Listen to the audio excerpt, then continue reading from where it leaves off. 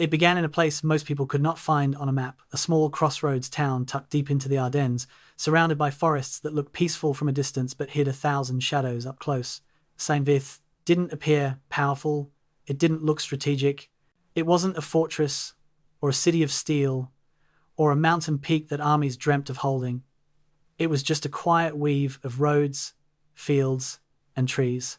Yet, in the winter of 1944, St. Vith became the hinge on which the entire Battle of the Bulge would turn. And it almost fell before anyone realized what was coming. When the German offensive crashed into the American lines, it struck with a shock that felt like the world splitting open. Artillery hammered the forest before dawn, tearing branches from trees and sending splinters flying through the cold air. Fog settled thick across the roads, muffling footsteps, hiding movement, swallowing sound.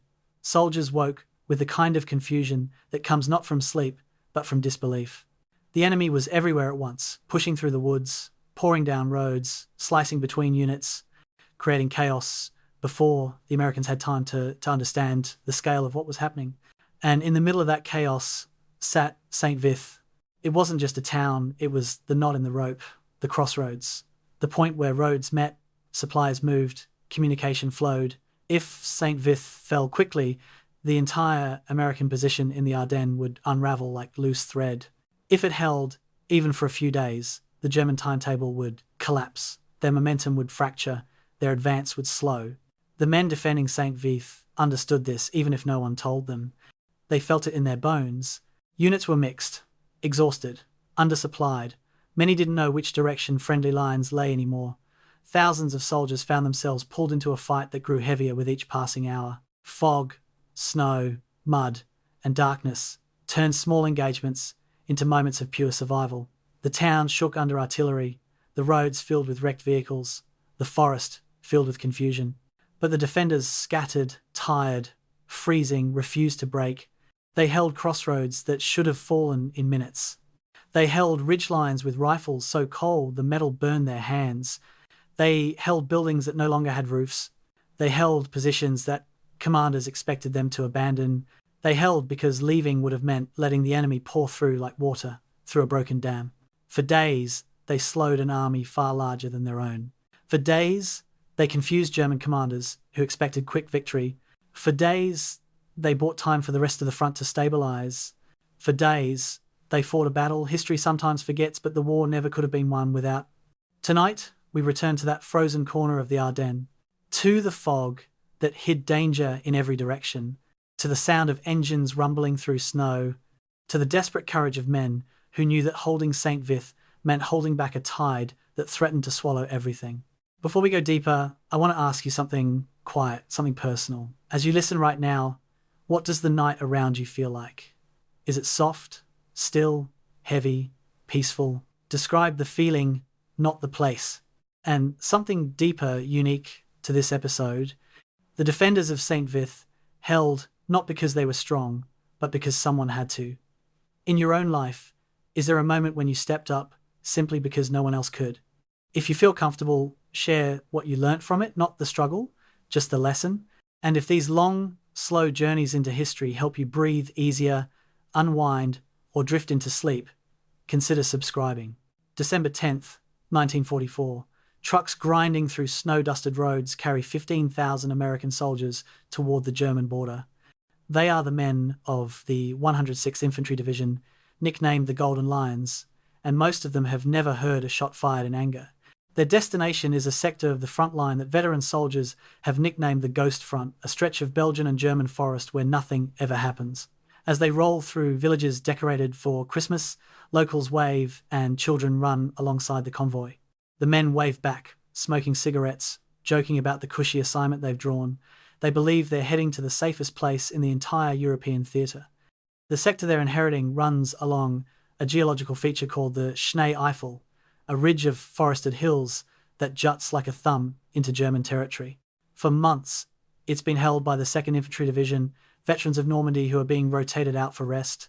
As the relief takes place in freezing December rain, officers of the 2nd Division offer warnings that the new arrivals don't fully understand. Don't get comfortable, one captain tells his replacement. This forest makes you blind. You can't see 50 yards in any direction. Another veteran gestures toward the dense pine woods to the east. Jerry's out there. We hear them at night. Vehicles, movement, something's not right. But the intelligence briefings contradict these gut feelings. 8 Corps Headquarters has assessed this sector as quiet, stable, perfect for green troops to get their bearings before facing real combat. The Golden Lines settle into positions their predecessors have just vacated, unaware they're standing on the edge of catastrophe. At the center of this sector sits the town of Vith, a Belgian crossroads community of roughly 2,000 souls. Before the war, it was an unremarkable place, known mainly for its position where 7 roads converged like spokes on a wheel. Roads from Germany, from Luxembourg, from Belgium's interior, all met at Vith before branching out again toward destinations north and west. To a farmer or merchant, it was simply a market town. To a military planner studying maps, it was something else entirely, a terrain feature that could not be bypassed. Any army trying to move through this region would need those roads. Control Vith, and you controlled mobility through the entire area. Lose Vith, and your supply lines choked to death in the narrow forest tracks that couldn't handle heavy traffic. The Americans understood this in theory, which is why they garrisoned the town. What they didn't understand was how desperately someone else wanted it. The 106th Division's deployment stretched their forces dangerously thin. They were responsible for defending more than 20 miles of front line with 3 infantry regiments and attached units, a responsibility that would normally require twice as many men. The mathematics were brutal, 1 soldier for every 275 yards of frontage. Military doctrine suggested a defensive ratio of 1 soldier per 50 to 75 yards for a solid line. This meant gaps, blind spots, positions that relied on patrols rather than permanent occupation. The division's 2 forward regiments, the 422nd and 423rd, took positions in the Schnee Eifel salient itself, that thumb of American-held territory jutting into Germany. Behind them, the 424th Regiment formed a reserve line closer to Vith. It was a defense built on hope that the Ghost Front would stay quiet, that German forces opposite them were as depleted and passive as intelligence suggested, that nothing serious would happen before these green soldiers learnt their trade. Colonel Mark Devine Jr. commanded the 14th Cavalry Group, a reconnaissance unit responsible for screening the division's northern flank. His troopers rode in light armoured cars and jeeps, equipped for scouting and reporting, not for sustained combat against heavy forces. Yet Devine's cavalry had to cover an impossibly broad frontage, maintaining observation posts and patrols across miles of forested terrain. On December 15th, Devine stood in his headquarters studying situation maps that showed his units spread thin as tissue paper. His experienced eye recognized the danger immediately. If something hit his positions hard, his lightly armed cavalry would have 2 choices: die in place or run. There was no third option. When he raised concerns with higher headquarters, he received reassurances that intelligence showed no German build-up in his sector. The Ghost Front was quiet, nothing to worry about. Devine returned to his maps, unconvinced but overruled. Across the front line, in the German forests, other soldiers were also studying maps. They moved only at night, their vehicles draped in camouflage netting, their radio operators maintaining strict silence. When they spoke, it was in whispers. Officers who violated light discipline faced immediate relief of command. Every precaution possible was being taken to hide the presence of 200,000 men, 600 tanks, and 1,900 artillery pieces, assembling in forests the Americans believed were nearly empty. German soldiers watched American positions through binoculars, noting the locations of command posts, the patterns of patrols, the gaps in the line. They counted vehicles, tracked the relief of the 2nd Division by new troops, observed everything, and they waited for the order that would send them forward. In the largest German offensive operation since 1940, the weather in mid-December turned miserable, which helped the German concealment efforts. Low clouds grounded Allied reconnaissance aircraft. Rain turned to sleet, then snow, reducing visibility and keeping American patrols close to their positions. In Vith itself, Belgian civilians went about their daily routines under occupation shadow, their town sitting just behind American lines but still bearing scars from years of war. Some families had sons or husbands in the resistance, others simply tried to survive, to keep their children fed, to maintain some semblance of normal life. They had no idea their town was about to become the hinge upon which the entire Battle of the Bulge would turn. The 7 roads that met at Vith roads they'd traveled their entire lives were about to be measured in hours and minutes, and American lives spent to hold them. On the evening of December 15th, an eerie quiet settled over the Schnee Eifel. American soldiers in their foxholes and bunkers settled into routine. Some wrote letters home, others played cards in dugouts lit by candles. A few had access to captured German liquor and passed bottles around to ward off the cold. Sentries stamped their feet and blew on their hands, peering into forests where nothing moved. Officers checked positions, then returned to command posts to file routine reports. Quiet sector. No significant enemy activity. All positions manned and ready. The reports travelled up the chain of command, each level confirming what the level above wanted to hear. The Ghost Front remained ghostly.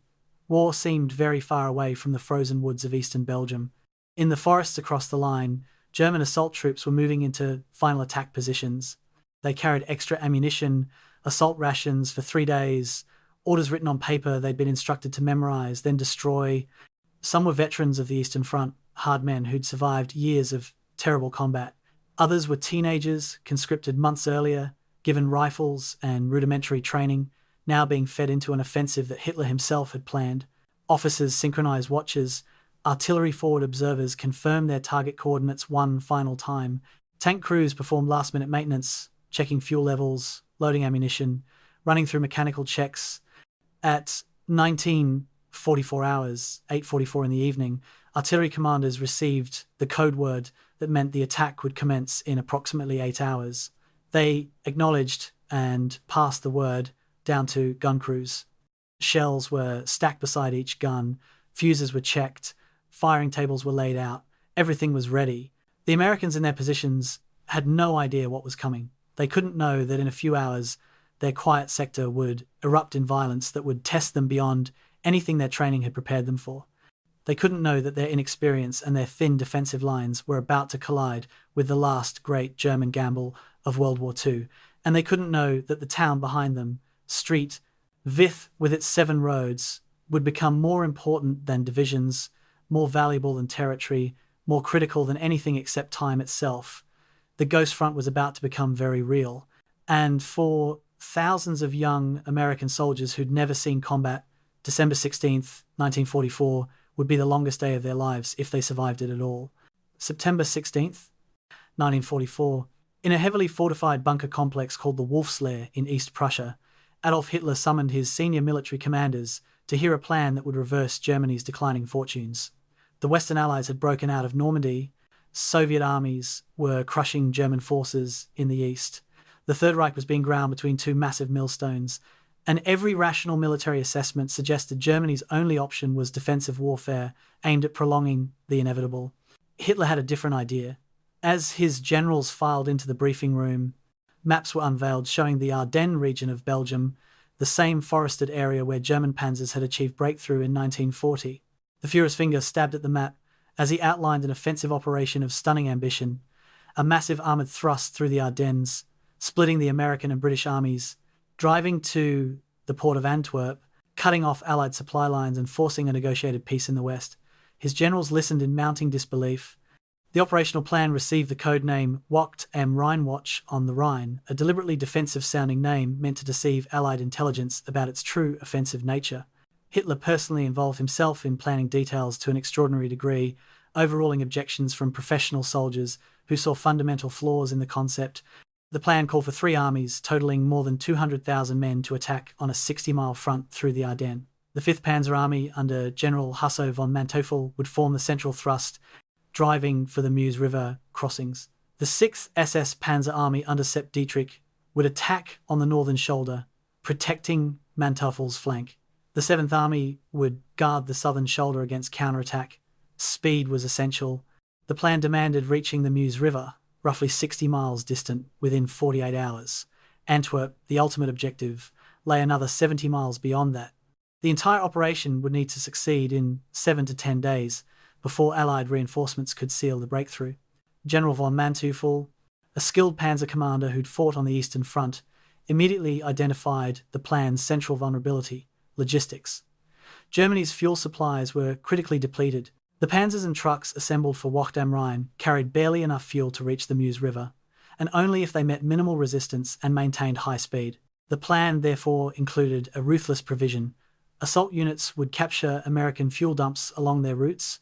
German logistics officers calculated that they'd need to seize millions of gallons of enemy fuel to reach Antwerp. This meant the offensive would feed on its own success. Any significant delay, any failure to capture fuel stocks, would stop the panzers before they reached their objectives. Manteuffel raised these concerns directly with Hitler. The Führer dismissed them. "The Americans have fuel depots everywhere," he declared. "You will take what you need from them." It was planning based on hope rather than calculation, gambling that an offensive would succeed because it must succeed.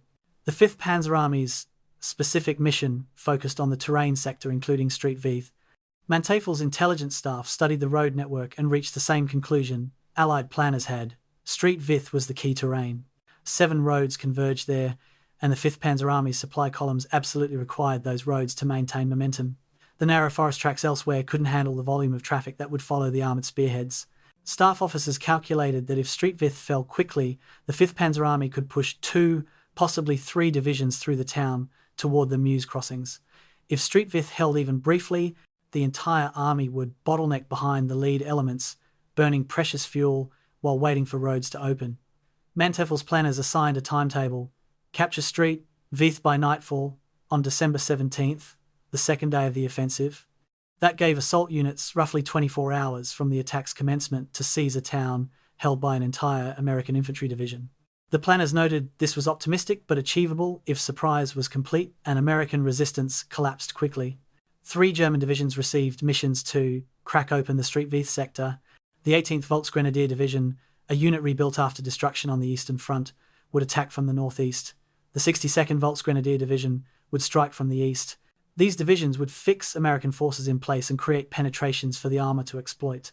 Behind them, waiting for the breakthrough, the 2nd SS Panzer Division Das Reich sat ready to plunge through any gaps and race for the town. Das Reich was an elite formation, though far below its theoretical strength. Its commander, SS Brigadeführer Heinz Lammerding, was a veteran of the Eastern Front, known for aggressive tactics. In the final briefings before the attack, Lammerding told his officers that Street Vith must fall on December 17th regardless of cost. "If we're fighting for Street Vith on December 18th, he stated flatly, the offensive has already failed. His officers understood the implication. No delays would be tolerated, no excuses accepted. Achieving surprise required extraordinary security measures.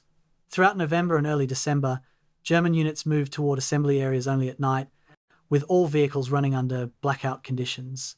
Radio traffic followed elaborate deception patterns, with units broadcasting from their old positions while actually hundreds of miles away. Luftwaffe fighters maintained just enough activity to keep Allied reconnaissance aircraft cautious, but not enough to suggest anything unusual.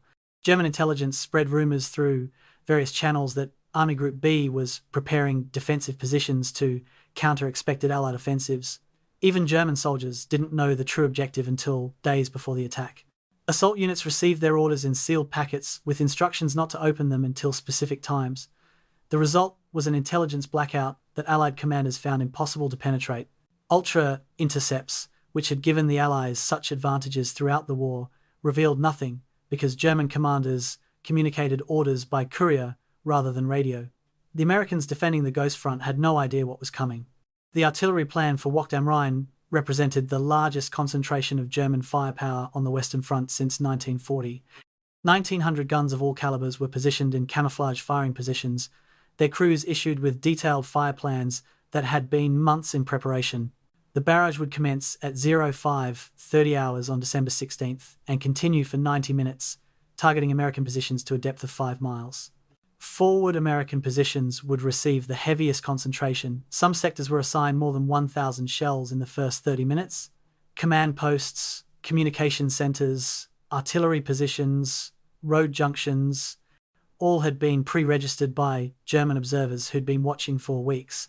The goal wasn't just to destroy American units, but to paralyze command and control, to create chaos that would delay American response long enough for German armor to achieve breakthrough.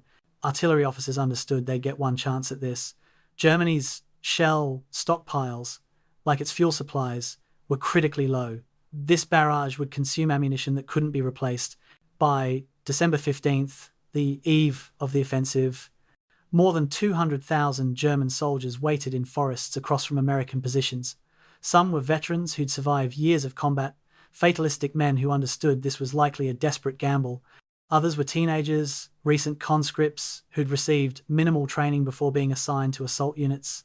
Many of the Volksgrenadier divisions included men who'd been wounded on other fronts, recovered enough to fight, but far from the elite soldiers Germany had fielded earlier in the war. Equipment varied wildly in quality. Some panzer units had new Tiger and Panther tanks, others made do with obsolete Czech-built vehicles or tanks pulled from training units. Artillery included modern guns and also ancient pieces from captured French stocks. It was an army built from what remained of the Wehrmacht's strength, a force cobbled together for one final throw of the dice. But it was still formidable, and it was focused on a narrow front against American units that had no idea they were about to be hit. On the evening of December 15th, final orders went out to assault units. Officers briefed their men on objectives, emphasized the importance of speed, reminded them that Germany's survival depended on this offensive's success. "We must split the Americans and British apart," officers told their soldiers. "We must reach Antwerp and cut off their supplies. This is Germany's last chance for an acceptable peace." Some soldiers believed it. Others simply prepared to follow orders, to do their duty, because that was all they knew how to do. Tank crews performed last maintenance checks. Infantry assault sections organized their loads of ammunition, grenades, rations. Medics packed their aid bags. And in camouflaged artillery positions stretching along 60 miles of front, gun crews stacked shells beside their weapons and waited for the order to fire. Across the line, American soldiers were settling in for what they expected to be another quiet night on the Ghost Front. They had no idea that, in a few hours, the largest artillery barrage on the Western Front since Normandy would turn their world into screaming chaos. At midnight, December 16th, 1944, German artillery commanders received confirmation. The offensive would proceed as planned. 0530 hours would mark the beginning of Wacht am Rhein, Hitler's last gamble, Germany's final attempt to change the war's outcome in the West. In 5.5 hours, the Ghost Front would cease to be quiet. In 5.5 hours, the defence of Street Vith would begin, though neither side yet knew that an obscure Belgian crossroads town would become the hinge on which the entire offensive would turn. The Germans had planned to take it in 24 hours. They had calculated the road network's importance. They had assigned elite divisions to capture it. What they hadn't calculated, what they couldn't have known, was that sometimes the difference between victory and defeat comes down to ordinary soldiers in the right place at the right time, buying hours with their lives, turning what should have been a rapid advance into a grinding battle of attrition. The stage was set, the pieces were in position, and at 0530 hours, the storm would break. December 16th, 1944, 0530 hours. The darkness along the German border erupted in fire. 1,900 artillery pieces opened fire simultaneously, their muzzle flashes turning night into flickering orange daylight across 60 miles of front. The sound was beyond description, not individual explosions, but a continuous roar like the earth itself was tearing apart. American soldiers sleeping in foxholes and bunkers jerked awake to find their world transforming into chaos. Shells screamed down in such density that the ground trembled continuously. Trees exploded into splinters. Communication wires were cut almost instantly. Phone lines connecting forward positions to command posts went dead in the first minutes. The men of the 106th Infantry Division, most of whom had never experienced artillery fire, discovered what veterans already knew. There is no preparation for the reality of a major barrage. You can only survive it and pray. The German fire plan had been designed not just to kill but to paralyze. Forward American positions received the heaviest concentration, but the barrage reached deep into rear areas, targeting locations identified as command posts, artillery positions, and communication centers. At the 14th Cavalry Group's headquarters in Mandefeld, Colonel Mark Devine's command post took direct hits in the first 20 minutes. Shells crashed through the building's roof, collapsing floors, filling rooms with smoke and rubble. Staff officers scrambled for cover as the structure came apart around them. Devine himself was knocked unconscious by concussion, recovered to find his headquarters in ruins and his communication with forward positions completely severed. The carefully organised defensive plan he'd prepared became irrelevant the moment he lost contact with his scattered cavalry troops. Now, he was fighting blind, trying to determine what was happening from fragmentary reports carried by runners who risked their lives moving through the barrage. At 06:30 hours, 90 minutes after the barrage commenced, it stopped. The sudden silence was almost as shocking as the noise had been. American soldiers in surviving positions lifted their heads from whatever cover they'd found, ears ringing, trying to understand what came next. They didn't have to wait long. German infantry emerged from the forests in assault waves, moving forward behind the barrage's destructive path. Where American positions had survived, the defenders opened fire, but many positions had been obliterated or suppressed. The German infantry tactics were methodical and professional. They moved in small groups, using terrain and the morning fog that clung to the ground. When they encountered resistance, they pinned the defenders down, while other groups maneuvered around flanks.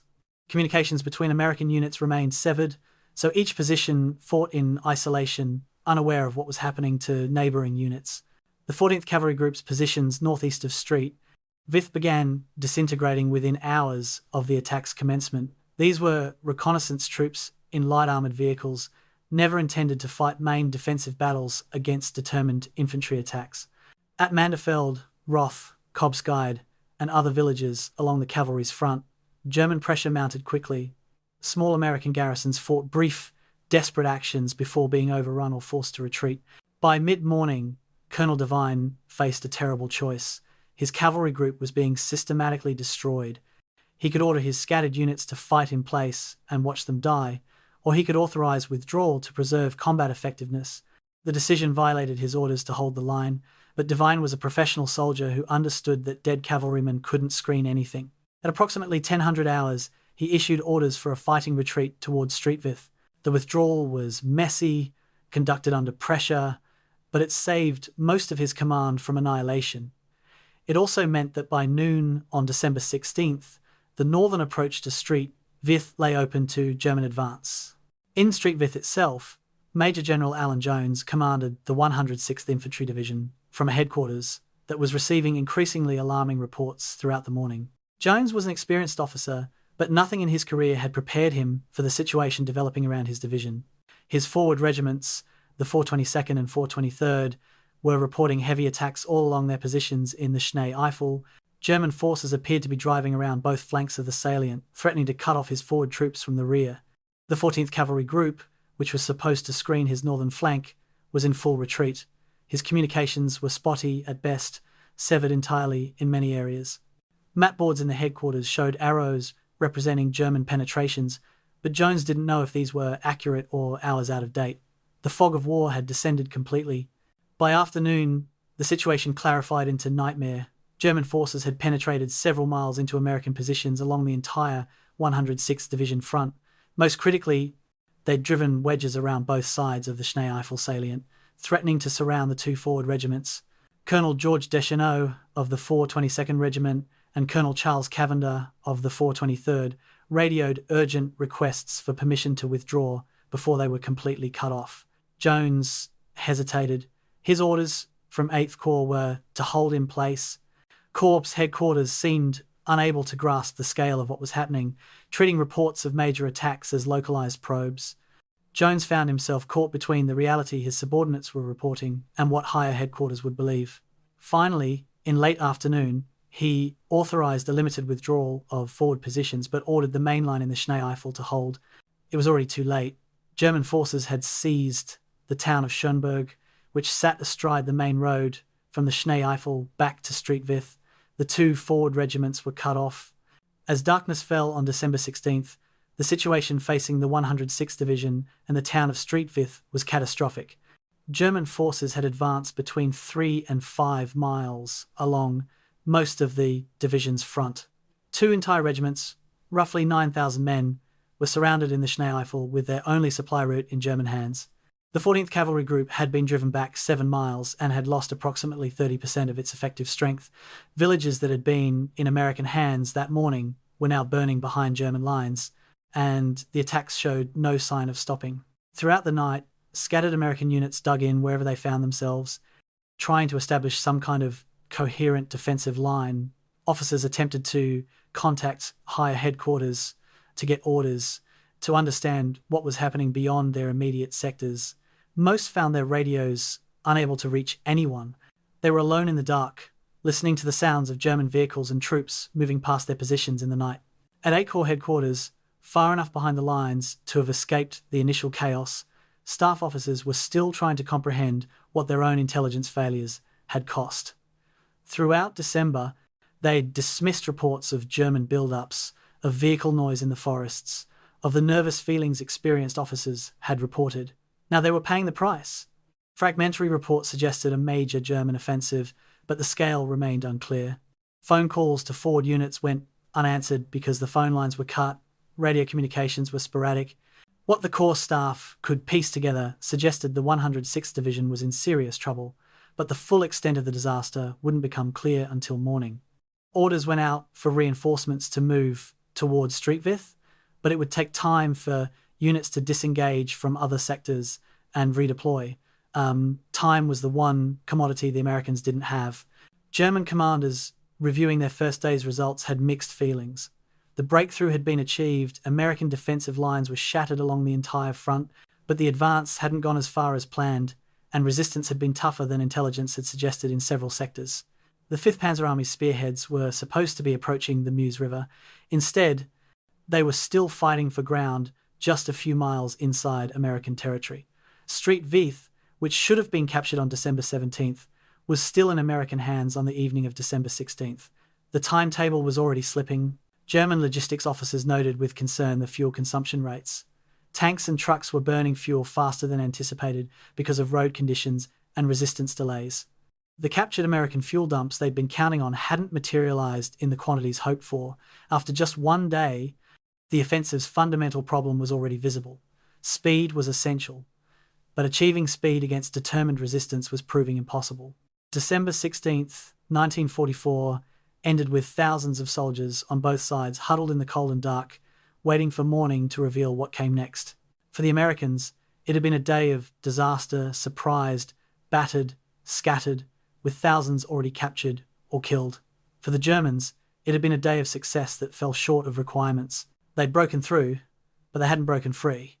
And in Vith, in command posts lit by generator-powered lights, American officers were beginning to understand that their town, their 7 roads, their unremarkable crossroads, had suddenly become the most important piece of ground on the entire Western Front. The question wasn't whether the Germans would come for Vith, the question was whether there'd be anything left to defend it when they arrived. December 17th, 1944, dawn. Colonel George Deschenaux stood in the command post of the 422nd Infantry Regiment, studying a map that showed his position with brutal clarity. His regiment, along with Colonel Charles Cavender's 423rd, occupied positions along the Schnee Eifel ridge, and they were completely surrounded. During the night, German forces had completed the encirclement by seizing all roads leading west towards Vith. The town of Schönberg, which controlled the only decent road out of the salient, was now firmly in German hands. Roughly 9,000 American soldiers were trapped in a pocket approximately 4 miles long and 2 miles wide, with German forces pressing from 3 sides and only dense forest at their backs. Deschenaux had been an officer long enough to recognize the tactical situation for what it was, a death trap closing slowly around his men. Radio communications with division headquarters were sporadic at best, reduced to brief transmissions through the static and interference that plagued the forested terrain. What messages did get through brought confusion rather than clarity. Major General Jones, commanding the 106th Division from Vith, initially ordered the trapped regiments to hold their positions and await relief. Then, hours later, he changed the order to attack westward towards Schönberg to break out of the encirclement. Then came another message suggesting they should await an armoured relief column that was supposedly on its way. The contradictory orders reflected Jones's own desperate uncertainty. He was trying to command a battle he couldn't see, making decisions based on fragmentary information that was often hours out of date. For the colonels commanding the surrounded regiments, the confusion was maddening. Should they hold, attack, wait? Each option carried risks, and wrong choices would cost lives. By mid-morning, December 17th, reality imposed its own clarity. German forces were methodically tightening the noose. Artillery fire began falling on American positions. With increasing accuracy, the Germans had observers watching the trapped regiments from surrounding high ground. Supply became critical within hours. The regiments carried only what ammunition and rations they'd had when the encirclement closed. There would be no resupply. Medical supplies were already running low from treating casualties from the previous day's fighting. The weather remained miserable cold, with intermittent snow and fog, which at least kept German aircraft grounded. But it also made movement difficult and sapped the strength of men who were already exhausted from 24 hours of continuous combat. Officers walked their positions, checking on soldiers who were digging deeper foxholes, reinforcing hasty defensive lines, trying to prepare for attacks they knew were coming. What made the situation truly desperate was what the trapped soldiers could see from their positions. German armour and vehicles were streaming past their pocket, heading west towards Street Vith. The Americans were being bypassed rather than immediately destroyed. This was standard German tactical doctrine: don't get bogged down reducing surrounded pockets when the main objectives lie ahead. But for the men watching enemy tanks and trucks passing just out of rifle range, it was agonizing. They could see the enemy advancing, could do nothing to stop it, and knew that every hour they remained trapped was an hour. German forces moved deeper into American territory. Some officers advocated for an immediate breakout attempt. Others counseled patience, believing the relief column would arrive. The debate consumed precious hours, while the tactical situation continued to deteriorate. December 18th brought the reality that no relief was coming. The armoured column Major General Jones had promised never materialised. It had been delayed, diverted, caught up in the chaos, consuming the entire sector. The trapped regiments were on their own. Colonel Cavender, commanding the 423rd, advocated strongly for an immediate breakout attack towards Schönberg. His reasoning was sound. They still had ammunition, their men were still organised, and waiting would only make the situation worse. Colonel Deschenaux was more cautious, worried about casualties a breakout would inflict, and still hoping for relief. The debate reached Major General Jones via radio, and his response reflected the agony of command. He left the decision to the colonels on the ground. It was the kind of decision no commander wants to make, essentially telling subordinates they were expendable. The colonels chose to wait one more day, hoping that the larger battle situation would change in their favour. It was a fatal hesitation. By December 18th afternoon, ammunition was becoming critically short. Artillery batteries, which had been firing in support of infantry positions, were down to approximately 10 rounds per gun. Rifle companies reported soldiers had 40% of their basic load remaining. Machine gun crews were conserving ammunition by firing only at certain targets. Food supplies were exhausted. Men were eating whatever they'd carried in their packs, sharing rations, going hungry. The wounded continued to accumulate in aid stations that had no way to evacuate them and insufficient supplies to treat them properly. Medics performed triage without anesthesia, without enough bandages, without morphine for pain. The psychological strain on the trapped soldiers was immense. They could hear the battle continuing around them, could see evidence of American positions collapsing elsewhere, and knew they were running out of time. Morale began to crack in some units. Others maintained discipline through sheer professionalism and leadership from sergeants and junior officers who kept their men focused on immediate tasks. December 19th brought the end. German loudspeakers set up on the perimeter began broadcasting surrender demands in English. American soldiers, you are surrounded. The amplified voices declared, further resistance is useless. You will be treated according to the Geneva Convention. Come out with your hands up. Some positions ignored the broadcasts and maintained their defences. Others, depleted of ammunition and hope, began discussing the unthinkable option. By afternoon, with ammunition nearly exhausted and no prospect of relief, the regimental commanders faced the most terrible decision any officer can confront. They could order a breakout attack with soldiers who had perhaps 5 rounds of rifle ammunition each, almost certainly resulting in massive casualties and probable failure. They could order a fight to the last round, which would mean annihilation. Or they could surrender thousands of men to preserve their lives. Neither colonel wanted to make that choice, but the responsibility was inescapable. The surrenders began in late afternoon, December 19th, and continued into the 20th. By ones and twos, then by squads and platoons, American soldiers emerged from their positions with hands raised. Some units destroyed their weapons first. Others surrendered them intact, too exhausted to care anymore. German soldiers accepted the surrenders with professional courtesy. These were frontline troops who understood the fortunes of war. The prisoners were searched, organized into columns, and marched east toward collection points. Final casualty counts would show approximately 7,000 to 8,000 American soldiers captured in the Schnee Eifel pocket, making it the largest American surrender in the European theatre. Among those captured were Colonel Deschenaux and Colonel Cavender, who chose to share their men's fate rather than attempt individual escape. They would spend the next 4 months in German prisoner of war camps, wondering endlessly if different decisions could have changed the outcome. But even in defeat, the trapped regiments accomplished something their commanders didn't fully understand at the time. They'd held German attention for 3 days. Divisions that were supposed to be driving for the Meuse River had instead been diverted to contain and reduce the American pocket. Supply columns that should have been moving west were delayed. Most critically, the presence of 9,000 American soldiers in the German rear area created uncertainty in German command posts. Staff officers had to assign forces to watch the pocket, to prevent breakout attempts, to eventually process thousands of prisoners. It was a drain on resources and attention that the tight German timetable couldn't afford. The trapped regiments bought time with their freedom, and that time would matter desperately in the battle for Street Vith itself.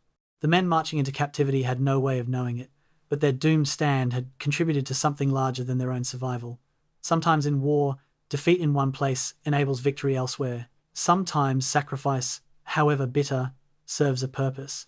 As German soldiers moved through the abandoned American positions in the Schnee Eifel, collecting weapons and equipment, they found evidence of how desperate the final days had been. Foxholes contained expended shell casings and empty ration containers. Aid stations held wounded men who couldn't be moved, now prisoners receiving what medical care German medics could provide. Some positions had been defended literally to the last round, rifles found with empty chambers, machine guns with no ammunition remaining. The German soldiers, many of them veterans, recognized courage when they saw it. These Americans had been green troops, inexperienced, poorly positioned, and they'd still fought for 3 days under impossible conditions. It earned a degree of respect even from enemies. As the prisoners marched east and German forces turned their full attention west towards Street Vith, both sides understood that the preliminary moves of the battle were complete. The real fight was about to begin. December 17th, 1944, 0700 hours. Brigadier General Robert Hasbrouck, commanding the 7th Armoured Division, received an urgent telephone call at his headquarters, 60 miles behind the front lines. The voice on the other end belonged to Major General Troy Middleton, 8th Corps commander, and his message was terse. Get Combat Command B on the road to Street Vith immediately. The situation is critical. Hasbrouck acknowledged the order and turned to Brigadier General Bruce Clarke, who commanded Combat Command B. Clarke was a lean, intense, professional soldier who'd led armoured units in North Africa and Sicily. He'd seen combat enough to know that critical usually meant catastrophic, but there was no time for questions. Within 30 minutes, orders rippled through Combat Command B's bivouac areas. Tank crews fired up their Shermans, infantry climbed into half-tracks, artillery batteries hitched their guns to trucks. By 0800, the lead elements were rolling towards Street Vith along roads that should have been clear but were about to become nightmares of congestion and chaos. The road march that should have taken 7 hours stretched to 18.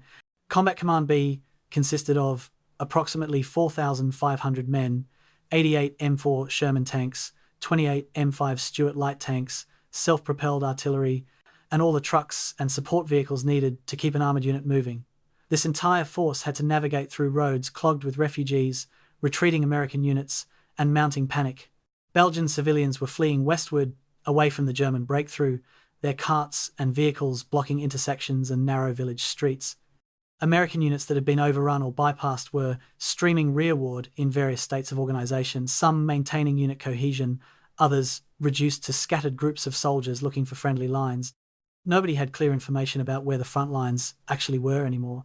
Clarke's lead elements kept encountering contradictory directions from military police at intersections. Don't go that way. Germans are in the next town. That road's under artillery fire. We've lost contact with everything east of here. It was chaos given geographic form. German aircraft added to the misery. Luftwaffe fighters, taking advantage of brief breaks in the cloud cover, strafed the congested roads. The attacks weren't sustained. German air assets were as depleted as everything else, but they didn't need to be. A single strafing run on a column of vehicles created a traffic jam that took hours to untangle. Knocked out trucks had to be pushed off roads. Wounded had to be treated. Soldiers who'd scattered during attacks had to be reorganised. Clarke, riding near the front of his command, watched the delays accumulate with mounting frustration. Every hour his force spent on the road was an hour Street Vith stood undefended. Radio reports from the town grew more alarming with each transmission. The 106th Division was coming apart. German forces were approaching from multiple directions. The situation was deteriorating by the hour, and Clarke's combat command, the reinforcement that was supposed to save the position, was crawling forward at a pace measured in miles per hour rather than the rapid movement armoured warfare required. It was late afternoon when Clarke's led tanks finally approached Street Vith, and what he found appalled him. The town was in chaos. Refugees filled the streets. Wounded soldiers lay in makeshift aid stations. Vehicles were scattered everywhere, some abandoned, some simply parked randomly by drivers who'd given up trying to find organised positions. American soldiers, many without weapons or equipment, wandered the streets in shock. Small groups of MPs tried to maintain some semblance of order, but they were overwhelmed. Clarke proceeded directly to the 106th Division command post, where he expected to receive orders from Major General Alan Jones. What he encountered instead was a command structure on the verge of collapse. Jones, who'd been awake for nearly 40 hours, dealing with the catastrophe consuming his division, was physically and emotionally exhausted. His forward regiments were surrounded, his defensive lines were shattered, German forces were advancing from 3 directions, and now a brigadier general had arrived, expecting orders from a major general who no longer had a coherent picture of his own battlefield. The meeting between Clarke and Jones lasted through the night of December 17th into the early morning of December 18th, and it marked a crucial transition in the battle for Street Vith. Clarke, despite being junior in rank, was fresh, thinking clearly, and commanded an intact combat unit. Jones was senior, but collapsing under strain and responsibility. The two officers studied maps together, and Clarke began asking pointed questions. Where exactly were German forces? Which approach routes were most threatened? What units were still combat effective? What was the plan? Jones struggled to answer. His information was hours out of date. His units were scattered. He didn't have a plan beyond hoping that relief forces, meaning Clarke, would somehow restore the situation. Around 0200 hours, December 18th, Clarke made a decision that would define the entire battle to come. He informed Jones, as respectfully as a junior officer could tell a senior officer, "General, I'm not leaving Street Vith. We're going to organise a defence here." Jones, too exhausted to argue, effectively transferred tactical command to Clarke at that moment. It was irregular, possibly violated proper military protocol, but it saved the American position from complete collapse. Clarke spent the pre-dawn hours of December 18th organising a defence from chaos. His method was direct and pragmatic.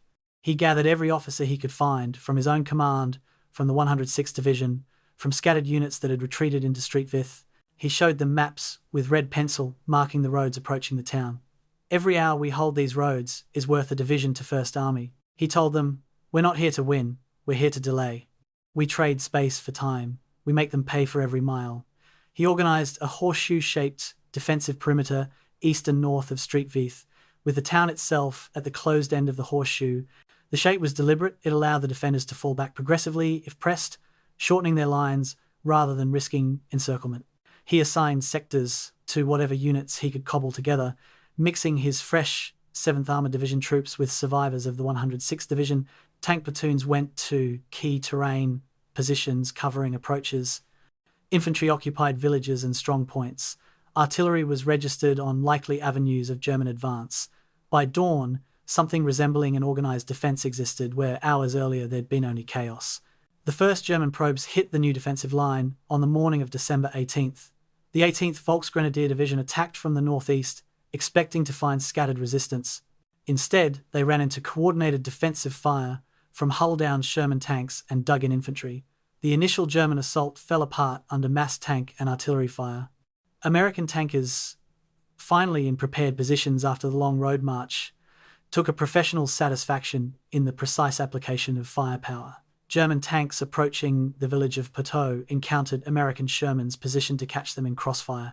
In 2 hours of fighting, the Germans lost 15 tanks and withdrew to regroup. It wasn't a decisive victory, but it was a message. Street Vith would not fall without a fight.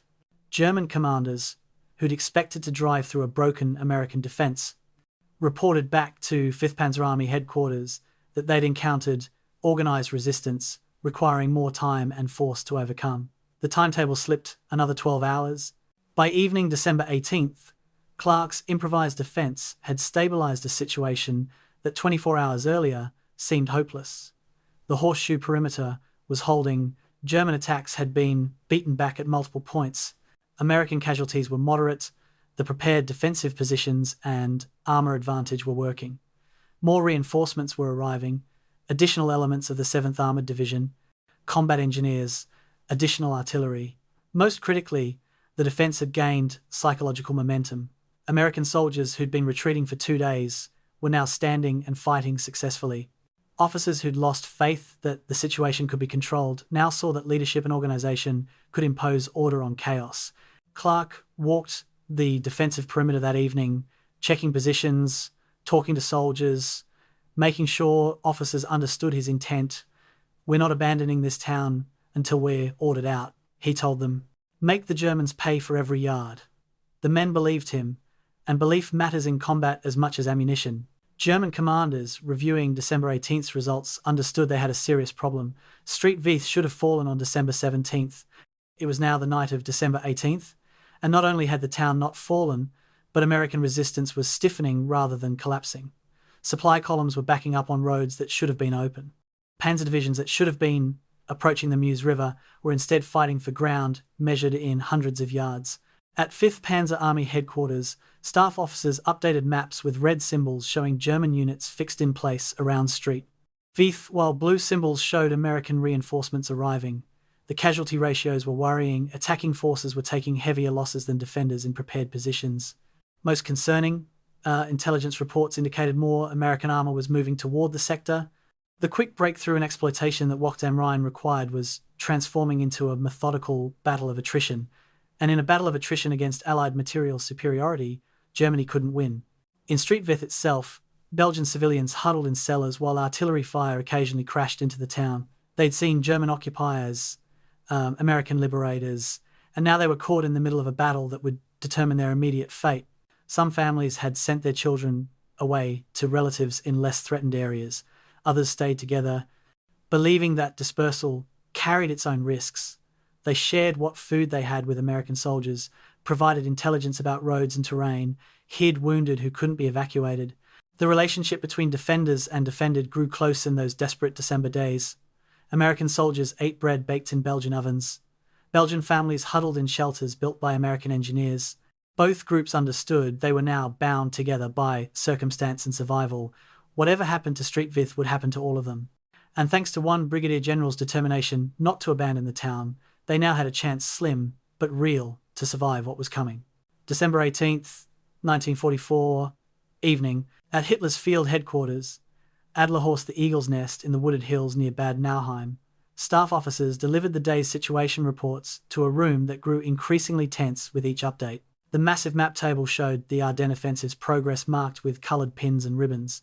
At first glance, it looked promising. German forces had penetrated 20 miles into American territory, creating a bulge in the Allied lines that stretched across the front. But professional military eyes saw problems immediately apparent. The penetrations weren't deep enough. The advance rates were below projection. And most troubling, several key road junctions remained in American hands well past their assigned capture times. Hitler, studying the map with Field Marshal Wilhelm Keitel and General Alfred Jodl, asked the question whose answer he already knew. Street Vith? The room fell silent. An operations officer stepped forward and reported that Street Vith remained under American control, that attacks had been repulsed, that resistance was stiffening rather than collapsing. The Führer's face darkened. Street Vith was supposed to have fallen on December 17th. They were now 48 hours into the offensive, and a single town was derailing the entire operation's logistics. General Hasso von Manteuffel, commanding 5th Panzer Army, received the message from higher headquarters while at his forward command post. The wording was direct and allowed no interpretation. Take Street Vith immediately, regardless of cost. The entire offensive depends on this objective. Manteuffel, a professional soldier with decades of experience, understood what regardless of cost meant. Attack until it falls. Accept whatever casualties necessary. Don't stop to count losses. He also understood the terrible mathematics behind the order. Every hour his division spent battering at Street Vith was an hour they weren't driving toward the Meuse River. His supply columns were stacking up behind the forward units, burning fuel while waiting for roads to open. Tank companies that should have been exploiting breakthrough were instead fighting yard by yard for villages. The 66th Corps, which had 3 divisions assigned to the Street Vith sector, was effectively fixed in place by American defenders who shouldn't have been able to organize coherent resistance. Manteuffel issued orders to his corps commanders: prepare for maximum effort assault December 19th. Commit all reserves. Accept no excuses. Field Marshal Walter Model, commanding Army Group B and technically overseeing the entire Ardennes offensive, spent December 18th studying traffic reports that revealed the operation's growing crisis. German supply doctrine relied on a carefully orchestrated system of march columns, supply routes, and traffic control. The plan had designated certain roads for armor, others for infantry, still others for supply trucks. Street Vith sat at the junction of multiple routes, and its continued American control meant those routes remained blocked. Model staff had calculated that approximately 40% of 5th Panzer Army supply traffic was designed to flow through Street Vith. With the town in American hands, that traffic was diverting onto secondary roads, narrow forest tracks never intended for heavy vehicles. The result was bottlenecks stretching 10 to 15 miles behind the front lines. Tank units at the spearhead were radioing that they'd reached their fuel limits. Supply trucks couldn't reach them because the roads were jammed. It was logistical paralysis, and it was spreading through the entire offensive like poison through a bloodstream. The fuel crisis was becoming critical faster than anyone had projected. German planning had assumed capturing American fuel dumps to supplement their limited stocks. Some dumps had been captured, most notably near Bullingen, but not in the quantities or locations needed. American forces had conducted effective demolitions before retreating, denying the Germans vast stockpiles. What fuel was captured often came in jerry cans that German vehicles couldn't use efficiently, or in dump sites too far from the units that needed it immediately. By December 18th evening, some German panzer units were reporting fuel levels below 20%.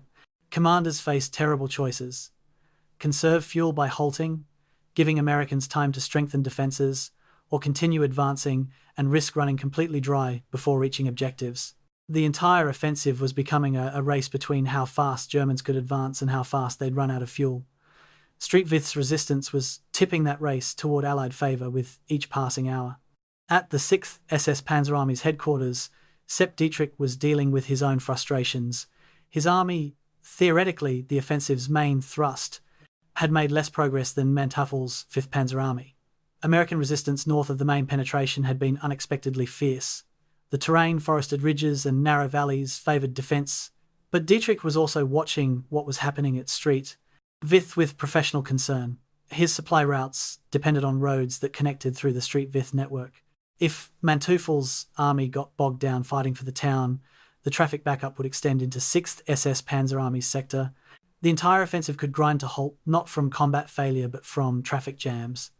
In one of history's ironies, the most mechanized offensive Germany had launched in years was being defeated by something as mundane as road capacity. The 7 roads that met at Street Vith, roads barely wide enough for 2 trucks to pass, had become more important than armies. Control those roads, and supplies flowed. Lose those roads, and the best panzer divisions in the Wehrmacht sat immobile, burning irreplaceable fuel while waiting for resupply that couldn't reach them. By December 19th, German intelligence was picking up another deeply troubling development. Radio intercepts and reconnaissance reports indicated American forces were reacting faster than German planning had anticipated. Dwight Eisenhower, Supreme Allied Commander, had immediately identified the Ardennes offensive as a major threat and was shifting entire divisions to contain it. The 82nd and 101st Airborne Divisions, elite units recovering from Operation Market Garden, were moving south toward the Bulge. The 3rd Army under George Patton was wheeling north from positions in Alsace, an entire army changing direction like a massive formation in motion. British divisions were repositing to cover sectors, American units were vacating. The Allied response was faster, larger, and more coordinated than German planning had assumed possible. The window for German success, always narrow, was closing with each hour of delay. And Street Vith, that insignificant Belgian town that should have fallen in 24 hours, was eating up the hours that would make the difference between breakthrough and containment. Hitler's response to these setbacks was characteristic: deny reality, demand the impossible, punish anyone who suggested problems were insurmountable. When Field Marshal Model suggested that if Street Vith couldn't be taken quickly, Perhaps it should be bypassed. Hitler rejected the idea. Absolutely. Street Vith must fall. Our supply lines depend on it. Attack until it's taken. When von Manteuffel requested permission to temporarily halt offensive operations until supply situation improved, the request was denied with a message suggesting that defeatist commanders would be relieved. The Führer's operational method had always involved willing desired outcomes into existence through force of will. Sometimes it had worked, particularly in the early war years when German forces held qualitative advantages. Now, in December 1944, with Germany's best units ground down by years of war and facing materially superior opponents, willpower couldn't overcome logistics, mathematics, and professional military competence. But Hitler refused to accept limits, which meant his subordinates had to keep attacking impossible objectives with insufficient resources and watch their units bleed out in the attempt. The psychological strain on German commanders was immense. These were professional soldiers, many with general staff training, who understood operational art and strategic reality. They could read maps, analyze supply reports, calculate advance rates against fuel consumption. They knew some of them had known from the beginning that Wacht am Rhein was a desperate gamble with poor odds. But they were also German officers in December 1944, which meant questioning Hitler's orders could result in relief, disgrace, or worse. So they transmitted orders they privately doubted, pushed units they knew were overextended, demanded achievements they suspected were impossible. And they watched the Ardennes offensive, which had begun with such dramatic success, grinding down into a battle of attrition around an obscure Belgian town. Some, in private moments, wondered if this was how it ended for the Wehrmacht, not in glorious last stands, but in traffic jams and fuel shortages and ordinary American soldiers holding crossroads that shouldn't have mattered. December 19th would bring the maximum effort assault on Street Vith that Hitler had demanded. 3 German divisions would attack with every resource available: the 18th Volksgrenadier Division, the 62nd Volksgrenadier Division, and elements of the 2nd SS Panzer Division Das Reich. Artillery would prepare the assault with the heaviest barrage the sector had seen since December 16th. Infantry would attack on narrow fronts to achieve breakthrough. Armour would exploit any penetrations. It was conventional military doctrine executed by competent commanders, but it was also a recognition that the quick breakthrough and exploitation phase of the offensive had failed. Now, Germany was reduced to battering at American defences in methodical, costly attacks. The Blitzkrieg had become a slugging match, and in a slugging match against Allied material superiority, there was only one possible outcome. The question wasn't whether Germany would eventually lose the Battle of the Bulge. The question was whether the defenders of Street Vith could delay German timetables long enough to transform what might have been a dangerous penetration into a contained salient that Allied forces could systematically reduce. The answer would be written in the combat actions of the next 72 hours. December 19th, 1944, 0500 hours, the ground around Street Vith trembled as German artillery opened fire with an intensity not seen since the offensive's opening barrage 3 days earlier. Shells screamed down on the horseshoe-shaped perimeter that Bruce Clarke had established, targeting the eastern arc where intelligence suggested the American line was weakest. Soldiers who'd been trying to sleep in frozen foxholes jerked awake to find their positions under sustained bombardment. Trees exploded into deadly splinters, earth fountained skyward. The barrage walked methodically across American positions, guided by German observers who'd spent the previous day plotting coordinates. This wasn't harassing fire or random shelling.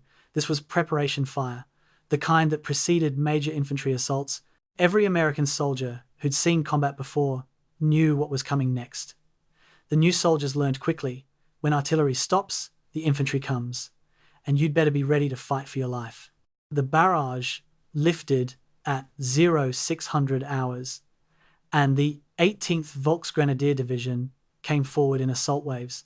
They attacked toward Prümerberg, a village on the northeastern section of Clarke's perimeter, where German intelligence suggested a gap between American units.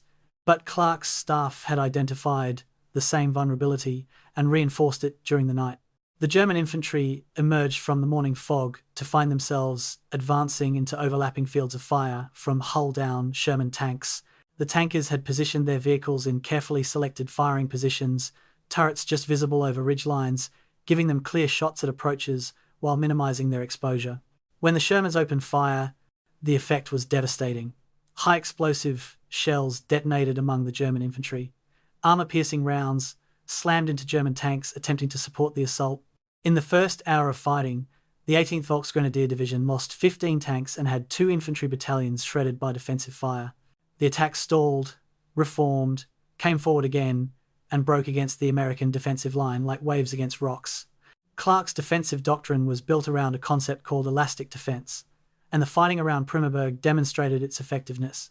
The outermost American positions, usually squad or platoon, strong points in buildings or hasty field fortifications, would engage attacking Germans until pressure became overwhelming. Then, rather than fight to annihilation, they'd withdraw to the next prepared position, perhaps 200 yards back. This withdrawal wasn't retreat in panic, but calculated trading of space for preservation of combat power. The Germans would advance to occupy the abandoned position, which exposed them to fire from the next defensive line.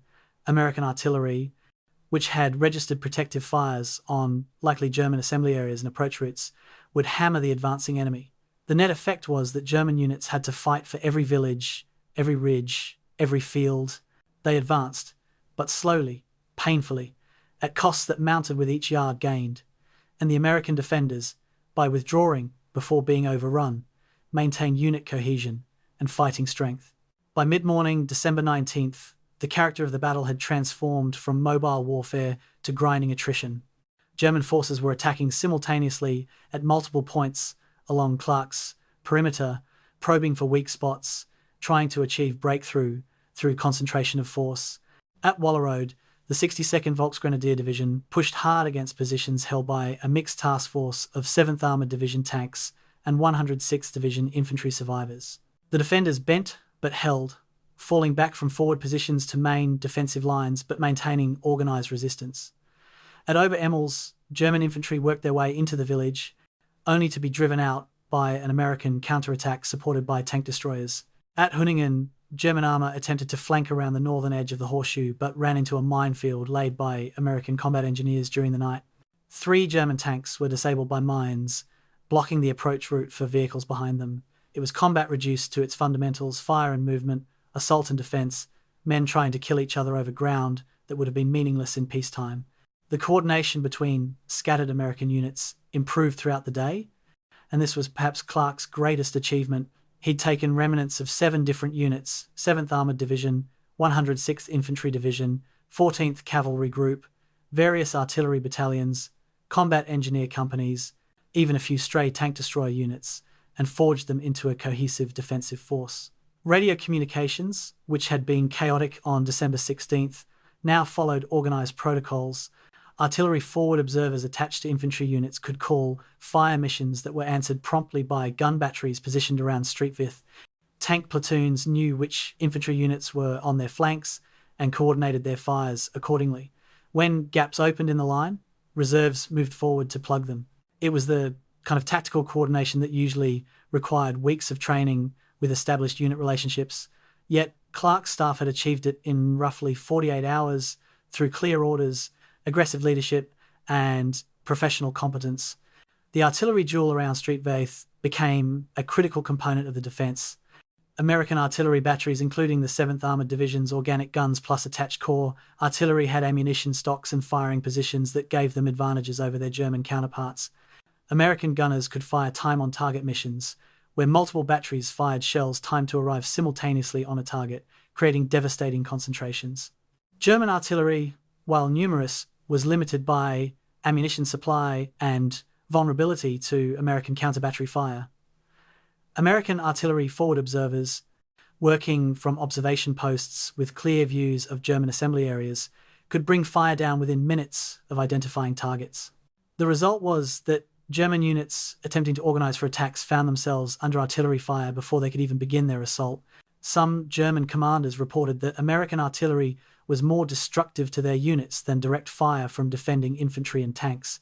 The big guns firing from positions miles behind the front line were shaping the battle as decisively as the men in foxholes.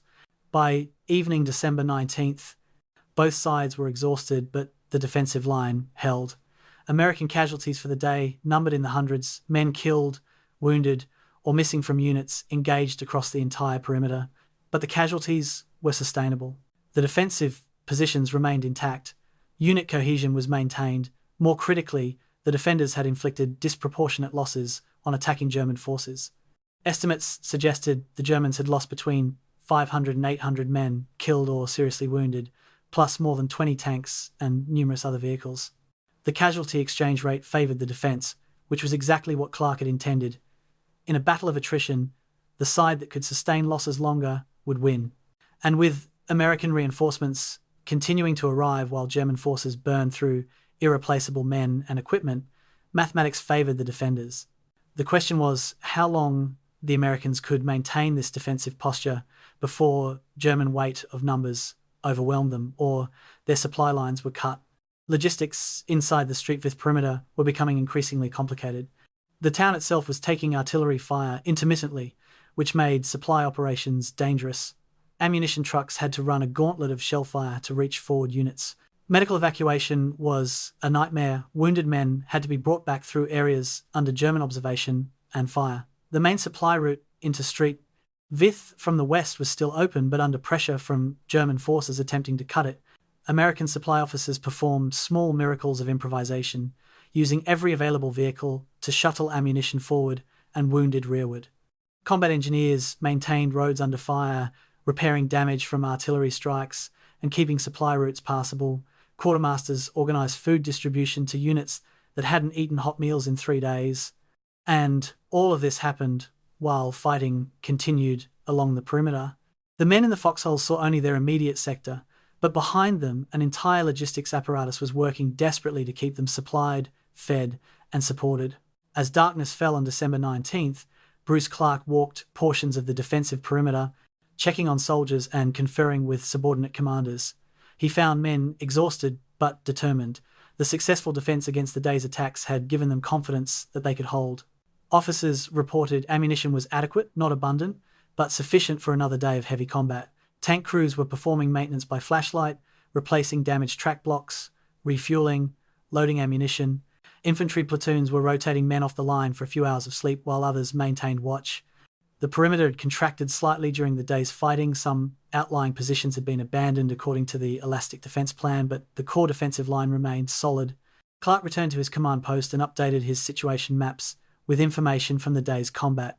The Horseshoe had held for another day. The question was how many more days remained before German pressure, American casualties, and supply difficulties forced decisions no commander wanted to make. In German command posts around Vith, staff officers compiled their own after-action reports with growing frustration.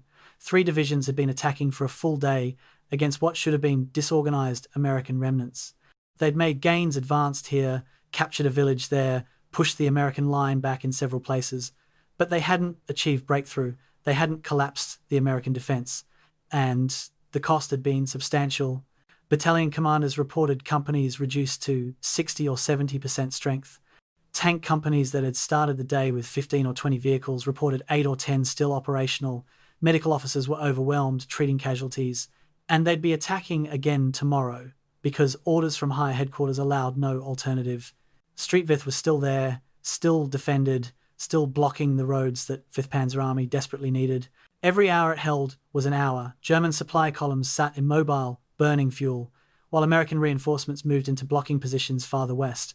The mathematics were becoming inescapable, but the orders were equally inescapable: attack until Vith falls. So they would attack again tomorrow and the day after until something broke the American defense or the German offensive's last hopes of success. December 20th, 1944, 0300 hours. Private First Class Richard McKee crouched in the basement of a half-destroyed building in Vith, working by candlelight to treat a wounded soldier whose leg had been torn apart by shell fragments. McKee was a medic with the 731st Medical Company, and for the past 4 days he'd been operating what could charitably be called an aid station and realistically resembled a butcher shop. The basement had no running water, no electricity except what came from a portable generator that worked intermittently, and medical supplies that were running critically low. McKee had exhausted his morphine supply the previous day. Now he was treating men in agonizing pain with nothing but words of comfort and whatever first aid he could improvise. The wounded soldier on his table, McKee didn't even know his name or unit had a femoral artery that was bleeding despite the tourniquet. McKee worked with hands that wouldn't stop shaking from exhaustion and cold, trying to save a life with inadequate supplies and failing light. This was what courage looked like when stripped of glory and rhetoric. Just a 19-year-old kid from Ohio trying to keep strangers alive in a basement that might collapse if the next shell hit too close. 3 blocks away, Staff Sergeant Harold Schaffner sat in the commander's position of his M4 Sherman tank, checking ammunition loads and fuel levels by the light of a hooded flashlight. Schaffner's tank had been in continuous action since Combat Command B arrived in Street Vith 3 days earlier. The vehicle bore evidence of the fighting. A long scar along the turret where a German anti-tank round had glanced off, rather than penetrating tracks that needed replacement but would have to wait, and a main gun that was probably wearing out from constant firing but still worked. Schaffner's crew had fought in 4 separate defensive actions over the past 72 hours. They'd destroyed 3 German tanks, suppressed countless infantry attacks, and burned through enough ammunition that Schaffner had lost count. The crew was running on coffee, cigarettes, and sheer determination. His gunner, a kid from Wisconsin, hadn't slept more than 3 hours in the past 2 days. His driver kept falling asleep at the controls and having to be shaken awake. But the tank was still operational, still capable of fighting, and that mattered more than comfort or rest. Schaffner checked his map, noted the sector his platoon was assigned to defend, and allowed himself 30 minutes of sleep before the next German attack that everyone knew was coming with dawn. Lieutenant Eric Wood had become a legend among the scattered survivors of the 106th Division through sheer force of personality and tactical brilliance. Wood's original unit had been cut off in the Schnee Eifel, but he'd avoided capture by leading a small group of soldiers through German lines in a nighttime infiltration that combined luck and skill. He'd reached Street Vith with approximately 40 men from various units, none of whom had known each other before the German offensive began. Through 4 days of combat, Wood had forged these stragglers into an effective fighting unit. He led them in patrol actions, ambushes, and defensive positions wherever Clarke's staff needed additional forces. Wood's men trusted him absolutely because he never asked them to do anything he wouldn't do himself. He took the same risks, shared the same hardships, and demonstrated tactical competence that kept them alive. On the night of December 20th, Wood's ad hoc unit occupied positions in a farmhouse complex on the perimeter, preparing to defend against tomorrow's attacks. The men cleaned weapons, distributed ammunition, and told stories to keep awake. Wood moved among them, checking on each soldier individually, making sure they understood the defensive plan, offering encouragement that was genuine because it came from someone who was fighting alongside them rather than commanding from safety. The Belgian civilians of Street Vith faced their own form of courage, the kind that came from enduring rather than fighting. The Collignon family, a mother, father, and 3 children, ages 6, 9, and 12, spent their days and nights in their cellar while the battle raged above them. They shared what food they had with American soldiers who knocked on their door. They provided intelligence about German movements when asked. The father, who'd been a schoolteacher before the war, spoke enough English to translate between American officers and other Belgian civilians who knew the terrain. The mother tended wounds using household supplies when the overwhelmed aid stations couldn't handle all the casualties.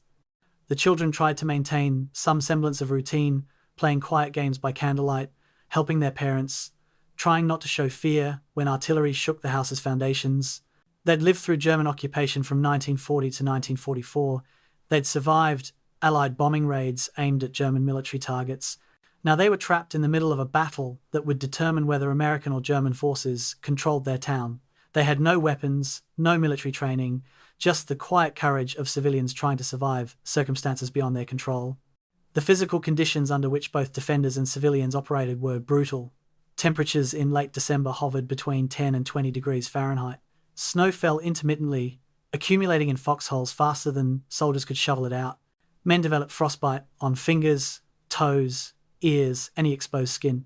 The Army's cold weather equipment was inadequate for sustained winter operations. Soldiers learned to take extra socks from the dead because dry socks meant the difference between functional feet and frostbite that would cripple you. They learned to keep canteens inside their clothing so the water wouldn't freeze. They learned to operate weapons with numbed fingers that barely had feeling.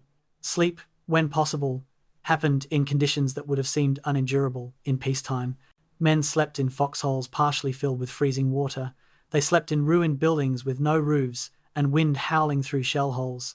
They slept in their vehicles because at least the engine heat provided some warmth, and they woke after inadequate rest to fight again, because stopping meant dying or surrender. The bonds that formed between men under these conditions transcended peacetime friendships. Soldiers who'd never met before December 16th became brothers through shared suffering and survival. They learned each other's quirks, habits, strengths, and weaknesses. They knew who could be counted on in combat and who needed additional supervision. They shared rations, ammunition, cigarettes, body heat in frozen foxholes.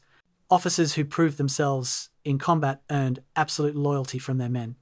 Those who failed to meet the standard were quietly worked around. Subordinates would execute the spirit of orders while ignoring incompetent details. It was a meritocracy enforced by survival pressure. Rank mattered less than competence. A sergeant who knew his business had more influence than a lieutenant who didn't, and the men who held Street Vith's perimeter during those December days developed a shared identity that would last their entire lives. They'd been tested in ways most humans never experience and had not broken. That knowledge became part of their core identity. Casualties accumulated with relentless arithmetic. By December 20th, American forces defending Street Vith had suffered approximately 1,500 men killed, wounded, or missing. Some were dead, killed instantly by shell fire or shot during attacks. Others were wounded, ranging from minor injuries that soldiers concealed to stay with their units to catastrophic wounds that meant evacuation or death. The lightly wounded often returned to their positions after basic first aid. There wasn't enough manpower to pull anyone who could still fight. The seriously wounded crowded aid stations that were overwhelmed and undersupplied. Medics performed triage without adequate anesthesia or surgical supplies, making terrible decisions about who might be saved and who would receive only comfort care. Some wounded died not from their initial injuries but from complications, infections, or simply the stress of being moved through dangerous areas during evacuation. Every casualty weakened the defensive line slightly. Every death represented skills, experience, and human capital that couldn't be replaced. The psychological strain manifested differently in different men. Some became hypervigilant, unable to relax even during breaks from combat, constantly scanning for threats. Others displayed flat affect, emotional numbness that protected them from fully processing the horrors around them. A few broke completely combat fatigue cases who couldn't function anymore and had to be evacuated. Most adapted, developing coping mechanisms that allowed them to continue functioning. They compartmentalized, focusing on immediate tasks rather than dwelling on larger circumstances. They found grim humor in terrible situations, joking about things that would have horrified them in peacetime. They formed superstitions, lucky charms, rituals performed before combat, beliefs about what kept them safe. These psychological adaptations weren't signs of weakness but of remarkable human resilience. The men defending Street Vith were discovering what people can endure when they must, when there's no alternative to continuing except death or surrender. On the night of December 20th, a soldier whose name wasn't recorded in any official history sat in a foxhole and wrote a letter to his wife using a stub of pencil and paper that was damp from snow. The letter, which somehow survived and was found decades later in an archive, contained no details about combat operations or strategic situations. Instead, it spoke of small things, missing coffee that tasted like actual coffee rather than grounds boiled in helmets, thinking about Christmas morning at home, hoping their son was being good for his grandmother. The letter ended with a sentence that captured something essential about the men defending Street Vith. "I don't know if we'll get out of this, but we're not quitting. Tell Bobby his dad is doing his job." The letter wasn't mailed. Mail service had collapsed with everything else, but it was found on the soldier's body after he was killed in action on December 21st. He'd done his job. Thousands of others were doing theirs. They were ordinary men, farmers, factory workers, students, clerks who found themselves in extraordinary circumstances and rose to meet them, not because they were naturally heroic, but because the situation demanded it and they refused to fail their comrades. That was the real story of Street Vith's defense. Not grand strategy or brilliant generalship, though those mattered, but ordinary courage, repeated thousands of times by men who simply wouldn't quit. December 21st, 1944, 0600 hours. Bruce Clarke stood in his command post studying situation maps that told an increasingly grim story.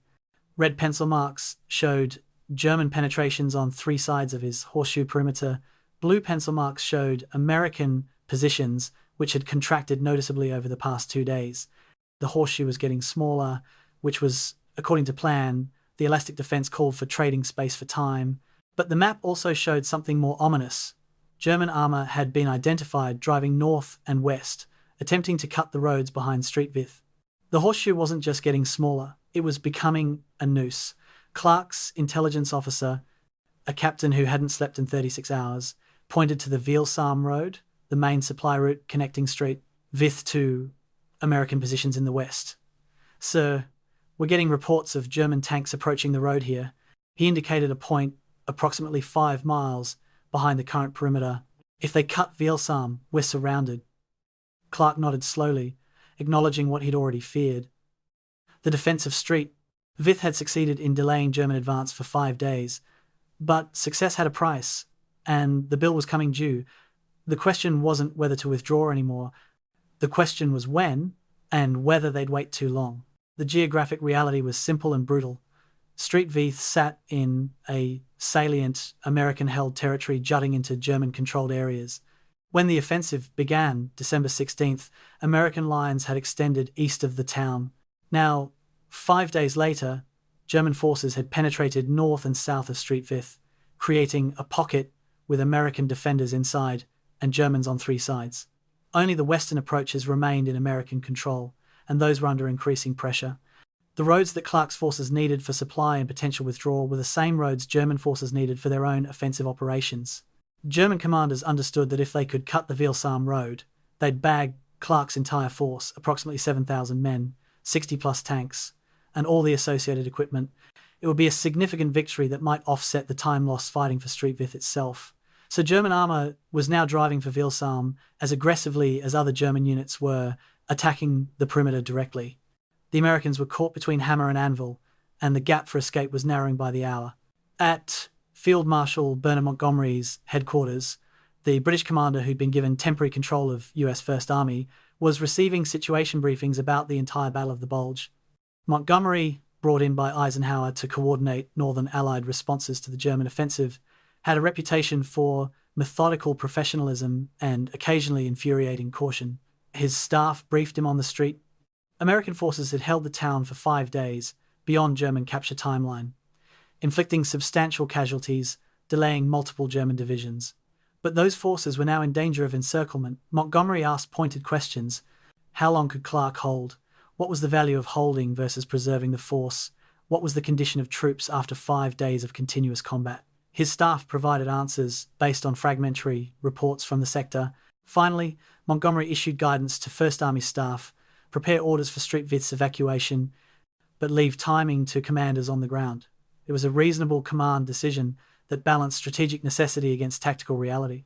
But it also meant Clarke would have to decide when his defense had accomplished all it could accomplish, when continued holding became pointless sacrifice rather than valuable delay. The 2nd SS Panzer Division Das Reich had been hammering at Street Vith's defences for days without achieving the rapid breakthrough its commanders expected. Now elements of the division were being redirected to cut American supply lines rather than continuing frontal assaults. SS Brigadeführer Heinz Lammerding, commanding Das Reich, understood that encircling Street Vith might accomplish more than battering at its defences. His reconnaissance units reported the Withdrawal road was lightly defended. Most American forces were concentrated at the perimeter or in Street Vith itself. A rapid thrust by armour could reach the road, cut it, and trap Clarke's entire command. Lammerding issued orders for a Kampfgruppe, a battle group built around a tank battalion with supporting infantry and artillery, to drive for Withdrawal. The attack would commence December 21st afternoon, timed to coincide with continued pressure on the perimeter to prevent American forces from responding effectively. It was sound tactics, and if it succeeded, it would transform a costly German delay into a significant victory. Inside Street Vith, the strain on American forces was approaching critical levels. Ammunition supplies, while adequate for continued fighting, were running low enough that careful management was necessary. Artillery batteries were being rationed, no more unlimited fire missions, only carefully prioritized targeting. Rifle companies were down to 60 or 70% of authorized strength from casualties and exhaustion. Some soldiers had been continuously in combat for 5 days without more than a few hours sleep at any time. Medical supplies were nearly exhausted. Morphine was gone. Bandages were being improvised from whatever cloth could be found.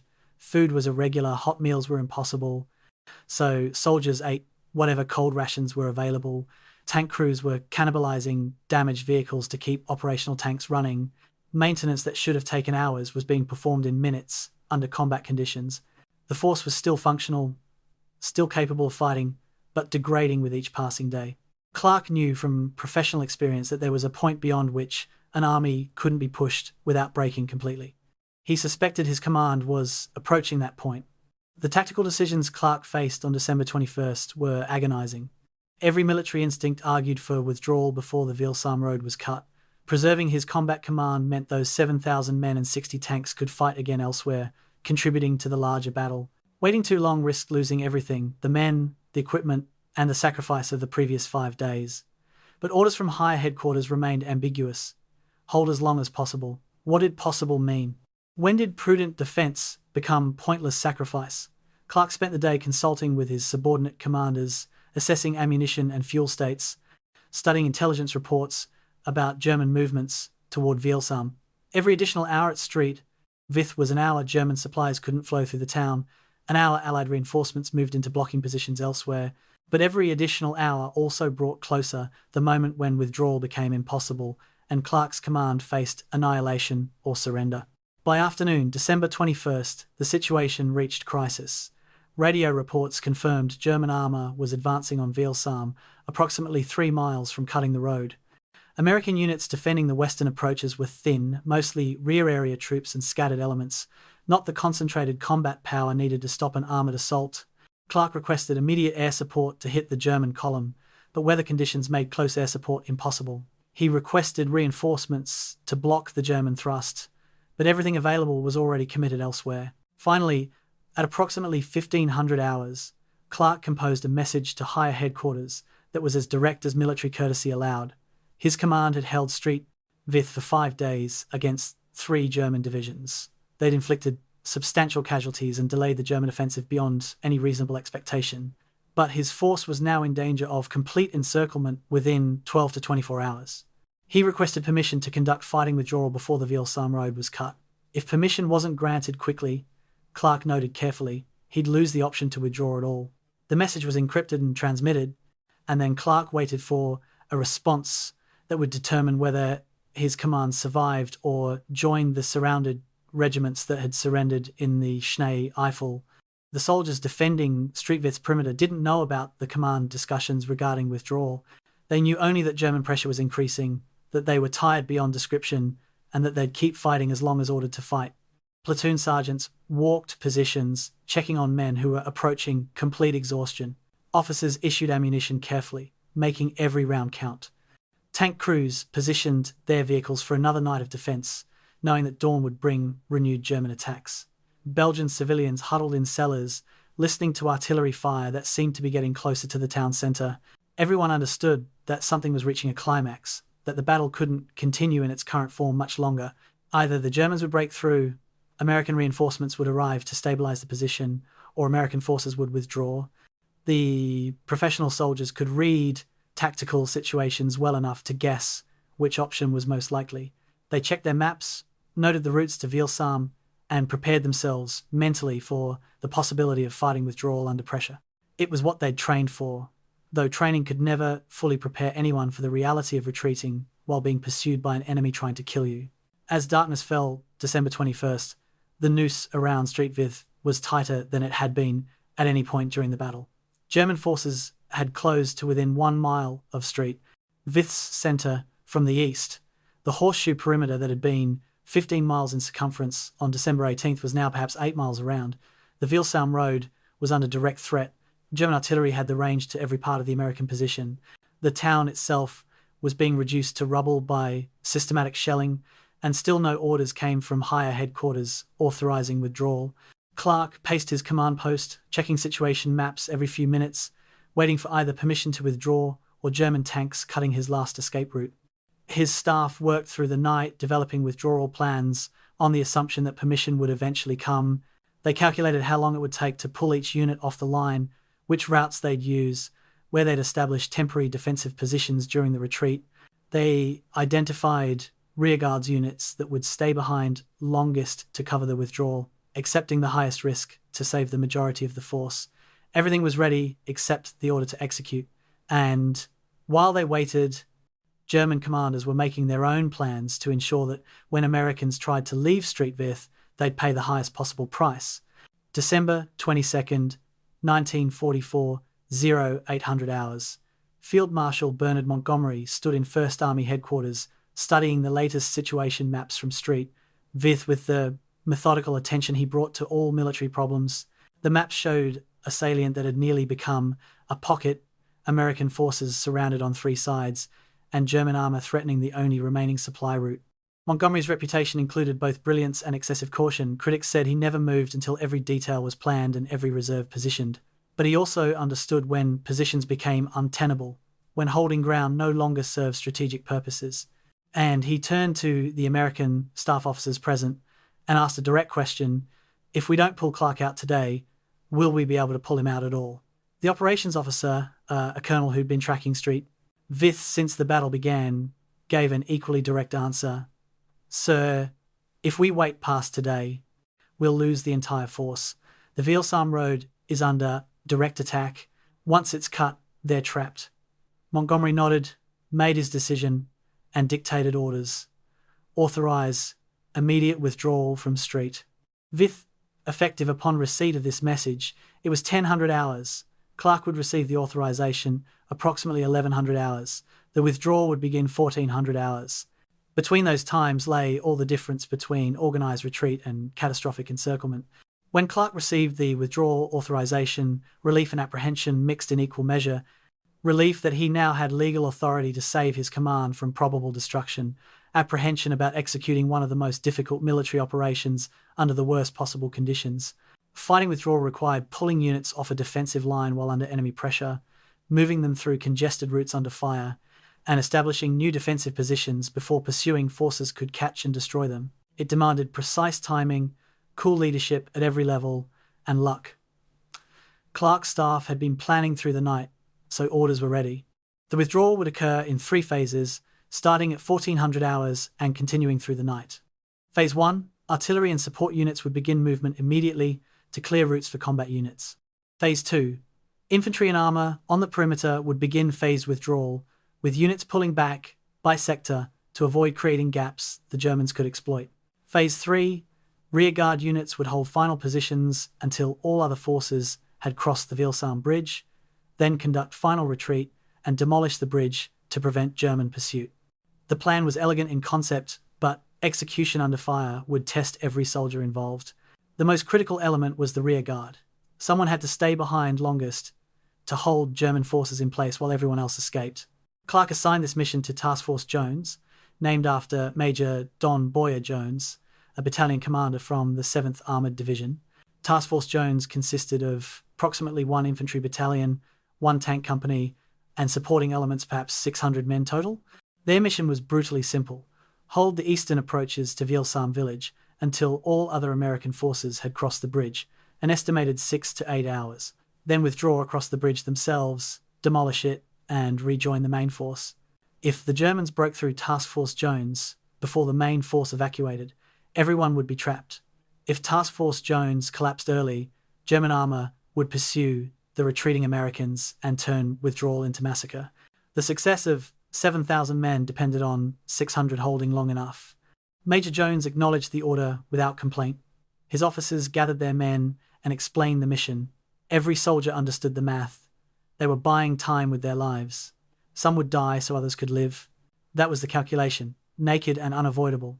At 1400 hours, American artillery around Street Vith began firing a rolling barrage designed to suppress German forces and cover the beginning of the withdrawal. Simultaneously, support units started moving west, medical vehicles carrying wounded, supply trucks, maintenance crews, engineers, headquarters elements. The roads quickly clogged despite careful planning. 7,000 men and their equipment couldn't move through narrow forest roads quickly, even under ideal conditions. These conditions were far from ideal. German artillery, recognizing that something unusual was happening, began firing on known American routes.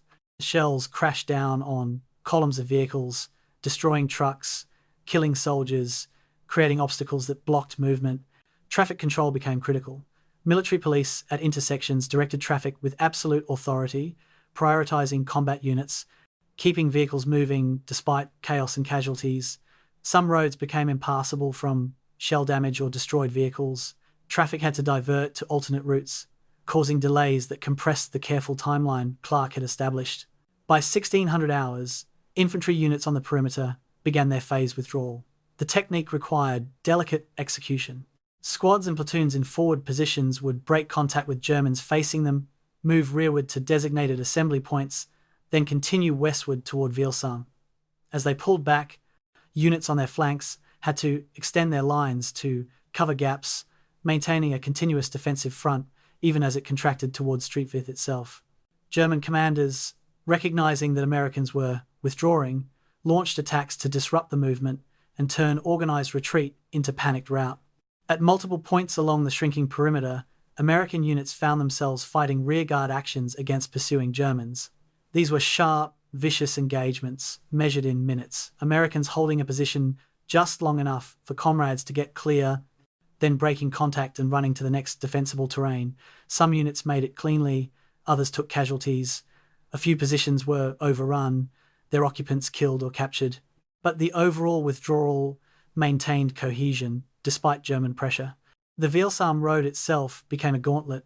German artillery had the route registered and fired interdiction missions throughout the afternoon and evening. American columns moving west had to navigate through shell fire, past burning vehicles, around craters that blocked the road. Combat engineers worked under fire to clear obstacles, fill craters, keep traffic moving. Wounded men who'd been evacuated from aid stations in Vith found themselves under fire again during the movement west. Medics treated fresh casualties in vehicles that were still moving because stopping meant blocking traffic. The psychological strain on soldiers who'd been in continuous combat for 5 days, who were now retreating under fire through darkness and chaos, was enormous.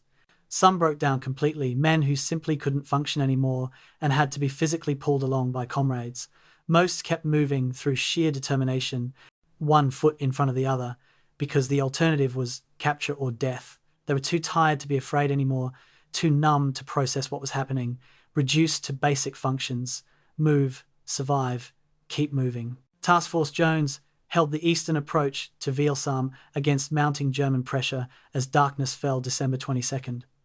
German infantry probed their positions, looking for weaknesses. German tanks maneuvered for firing positions. Artillery fell continuously on the village Task Force Jones defended. The defenders fought with the professionalism of soldiers who knew they were buying time for their comrades. Tank crews engaged German armor at close range in the darkening streets. Infantry held buildings until they became untenable, then fell back to next positions. Casualties mounted 10%, 15%, 20% of the task force, but they held. Major Jones moved constantly among his units, coordinating defense, encouraging men, making tactical adjustments as the situation evolved. He'd been ordered to hold for 6 to 8 hours. He held for 10. Finally, at approximately midnight, the last elements of Clarke's main force crossed the Wilsam Bridge.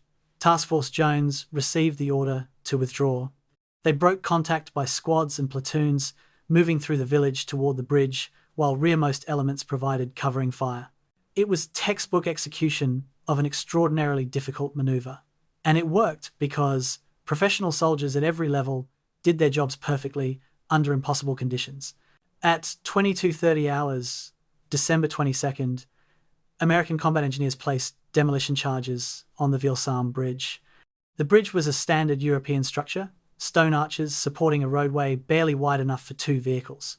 Destroying it would slow German pursuit, forcing them to find alternate routes or construct replacements. Engineers worked quickly, placing shaped charges at critical structural points. By 2300 hours, all American forces were across except the final rearguard squad. They crossed at 23:15. At 23:30, engineers detonated the charges. The explosion lit the night, and the center span of the bridge collapsed into the stream below. German forces attempting to pursue Clarke's withdrawing command found their route blocked. They'd have to find another way across, which would take hours. Those hours meant the difference between pursued retreat and catastrophic encirclement. The bridge demolition, like so many small actions during the battle for Street Vith, mattered enormously. Wars are won or lost on such details. A bridge destroyed at exactly the right moment, buying time measured in hours that translated to saved lives. By dawn, December 23rd, Clarke's battered command reached new defensive positions along the Salm River, approximately 7 miles west of Street Vith. They'd been in continuous combat for 6 days. They'd been forced from positions they'd held against overwhelming odds.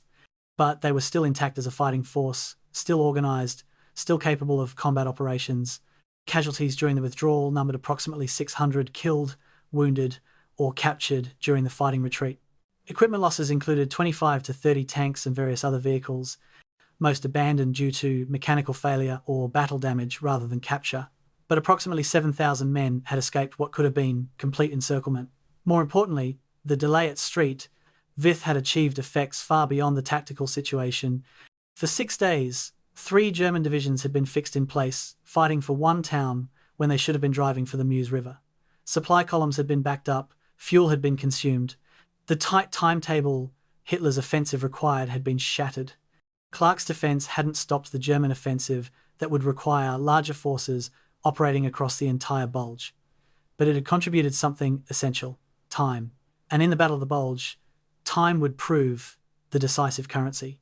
The Americans who defended Street Vith didn't know it yet, but they'd won a victory that would only become clear when historians could analyse the entire battle with hindsight's clarity. For now, they simply dug new foxholes, redistributed ammunition, treated wounds, and prepared to continue fighting. Because the war wasn't over. It was just moving to a different location. December 22nd, 1944, 1600 hours, Lieutenant Robert Billington commanded a tank platoon assigned to provide flank security for withdrawing infantry along the Veal-Salm road. His orders were straightforward: maintain position at a crossroads designated Checkpoint 7, prevent German forces from striking the column's flank, withdraw when the last infantry unit passed. Simple orders, but execution was proving anything but simple. German armour was probing from the north, firing from tree lines approximately 800 yards distant. German infantry infiltrated through forests on both sides of the road, and Billington's 5-tank platoon was the only force standing between German pursuers and a column of American trucks and half-tracks crawling westward at perhaps 5 miles per hour through snow and darkness. He'd been in this position for 90 minutes, which felt like 90 hours.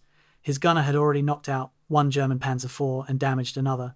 Ammunition was running low, and still the column crawled past, endless vehicles filled with exhausted men who depended on Billington's tanks to keep them alive just a little longer. The fighting retreat from Street Vith to Veal-Salm was less a single coherent action than dozens of small, desperate engagements spread across 7 miles in 8 hours. At Rott, a village midway between the two towns, Task Force Richardson, named after its commander, Lieutenant Colonel Robert Richardson, held a delaying position that tied up an entire German battalion for 3 hours. Richardson's force consisted of 1 infantry company, 3 tanks, and whatever stragglers they'd collected during the withdrawal. They positioned themselves in buildings overlooking the main road, turned the village into a killing zone, and fought until German infantry worked around their flanks. Then they withdrew, building by building, street by street, buying minutes with their own blood. Richardson himself was wounded twice during the action but refused evacuation until his force completed its withdrawal. By the time Task Force Richardson pulled out of Rott at 1900 hours, approximately 40% of the men who'd started the defence were casualties, but they'd held long enough for several hundred vehicles and several thousand men to pass safely through their sector. The weather conspired to make the retreat even more miserable than combat alone would have justified. Temperatures hovered around 5 degrees Fahrenheit, cold enough that exposed skin froze in minutes. Snow fell intermittently, reducing visibility and making roads treacherous. Ice covered every surface. Vehicles skidded on curves, slid into ditches, required precious time to recover. Soldiers on foot trudged through snow that was sometimes ankle-deep, sometimes higher. Frostbite casualties began appearing alongside combat wounds. Men who'd been fighting for 6 days, who were already exhausted and hungry and dehydrated, now had to operate in conditions that sapped strength with every breath. Some simply couldn't continue. They'd stop, sit down in the snow, tell comrades to go on without them. Officers and sergeants had to physically pull these men along, force them to keep moving, because stopping meant death from exposure or capture. The march became a test of endurance as much as combat courage. Could you take another step, and another, and another? Thousands of men discovered they could, despite believing they'd reached their limits miles ago. German artillery harassed the retreating Americans throughout the night, but the shelling wasn't as effective as it might have been. German artillery ammunition was limited by the same supply problems that plagued the entire offensive. Forward observers had difficulty maintaining contact with withdrawing American columns in darkness and snow. Shells fell, did some damage, but didn't achieve the concentrated effects that might have turned organized withdrawal into catastrophe. More dangerous were German combat patrols, small groups of infantry, and tanks that struck at the American column whenever opportunities appeared. These attacks were sharp and violent, causing casualties and delays before being driven off by American rearguards. At checkpoint 11, a German tank company appeared suddenly from a side road, drove directly into an American column, and created chaos before being engaged and destroyed by American tank destroyers that happened to be in exactly the right place at the right moment. It was luck, good and bad, random chance determining who lived and died. Soldiers learned quickly not to think too much about the randomness. You did your job, you helped the man next to you, and you hoped luck would favor you one more time. Stragglers became an increasing problem as the withdrawal continued. These were soldiers who'd become separated from their units, who were injured or exhausted or simply lost in the darkness and confusion. They attached themselves to whatever friendly units they encountered, creating ad hoc groups that had never trained together but fought together through necessity. Some stragglers were survivors of the 106th Division's surrounded regiments who'd avoided capture and filtered through German lines. Others were men from units that had been overrun during the Six-Day Battle. All of them were desperate to reach American lines before being captured or killed. Officers made snap decisions about whether to accept stragglers into their columns. More men meant more mouths to feed and more bodies to organize, but also more rifles when defense was needed. Most accepted anyone who could walk and carry a weapon. The American columns swelled with these additions, becoming less an organized military formation and more a stream of armed men moving westward away from destruction. The Withdrawal Bridge became a critical choke point as night deepened. All traffic had to funnel through this single crossing, and German artillery had found the range. Shells fell on both approaches, destroying vehicles, killing soldiers, creating burning obstacles that blocked traffic. American engineers and military police worked frantically to keep traffic moving. Wrecked vehicles were pushed off the road, wounded were pulled from burning trucks, drivers who stopped were ordered forward at gunpoint because a traffic jam at the bridge would doom everyone behind it. The engineers had already wired the bridge for demolition charges placed, detonators ready, just waiting for the final rearguard units to cross before blowing it. Every vehicle that crossed safely was a small victory. Every minute the bridge remained standing was time borrowed against German pursuit. Soldiers driving across could see the demolition charges, could understand that they were crossing a span that would cease to exist within hours. It focused the mind wonderfully. You didn't dawdle. You crossed as fast as conditions allowed, and you thanked whatever gods you believed in that you'd made it. By midnight, the main body of Clarke's command had crossed the Somme River and was establishing defensive positions on the western bank. Units arriving from the retreat were immediately assigned sectors, given ammunition, pointed toward positions. There was no time for rest. German forces would be pursuing as soon as they found alternate crossings. The new defensive line had to be ready before dawn. Soldiers who could barely stand from exhaustion were digging foxholes in frozen ground. Tank crews were positioning vehicles in hull-down firing positions. Artillery batteries were setting up and registering defensive fires. It was professional competence overriding human limitations through sheer force of will and training. Officers who'd been leading men in combat for 6 straight days found reserves of energy they didn't know they possessed. Sergeants who were running on coffee and cigarettes somehow kept their squads functioning. The American Army's organizational resilience was on full display, battered units rebuilding combat capability under conditions that should have led to complete collapse. Task Force Jones conducted the final withdrawal across the Withdrawal Bridge in the pre-dawn hours of December 23rd, fighting rearguard actions through Withdrawal village itself as German infantry closed in from multiple directions. The task force had held far longer than originally planned, sustaining casualties that reduced it to perhaps 60% of original strength. Major Jones, wounded during the final defense, was helped across the bridge by his own soldiers at approximately 0200 hours. Behind him came the last squad of American infantry, running through German small arms fire, diving for cover on the bridge's western end as enemy rounds sparked off the stone. At 02:30 hours, with all American forces across, combat engineers detonated the demolition charges.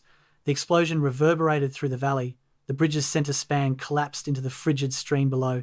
German forces pushing into eastern Vielsalm found themselves on the wrong side of an obstacle that would require hours to bypass or bridge. They'd been delayed again, and again the delay mattered.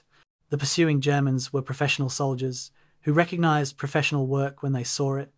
The American withdrawal, conducted under fire across difficult terrain in terrible weather, had been executed with skill that commanded respect even from enemies. Dawn on December 23rd revealed the cost of the fighting retreat.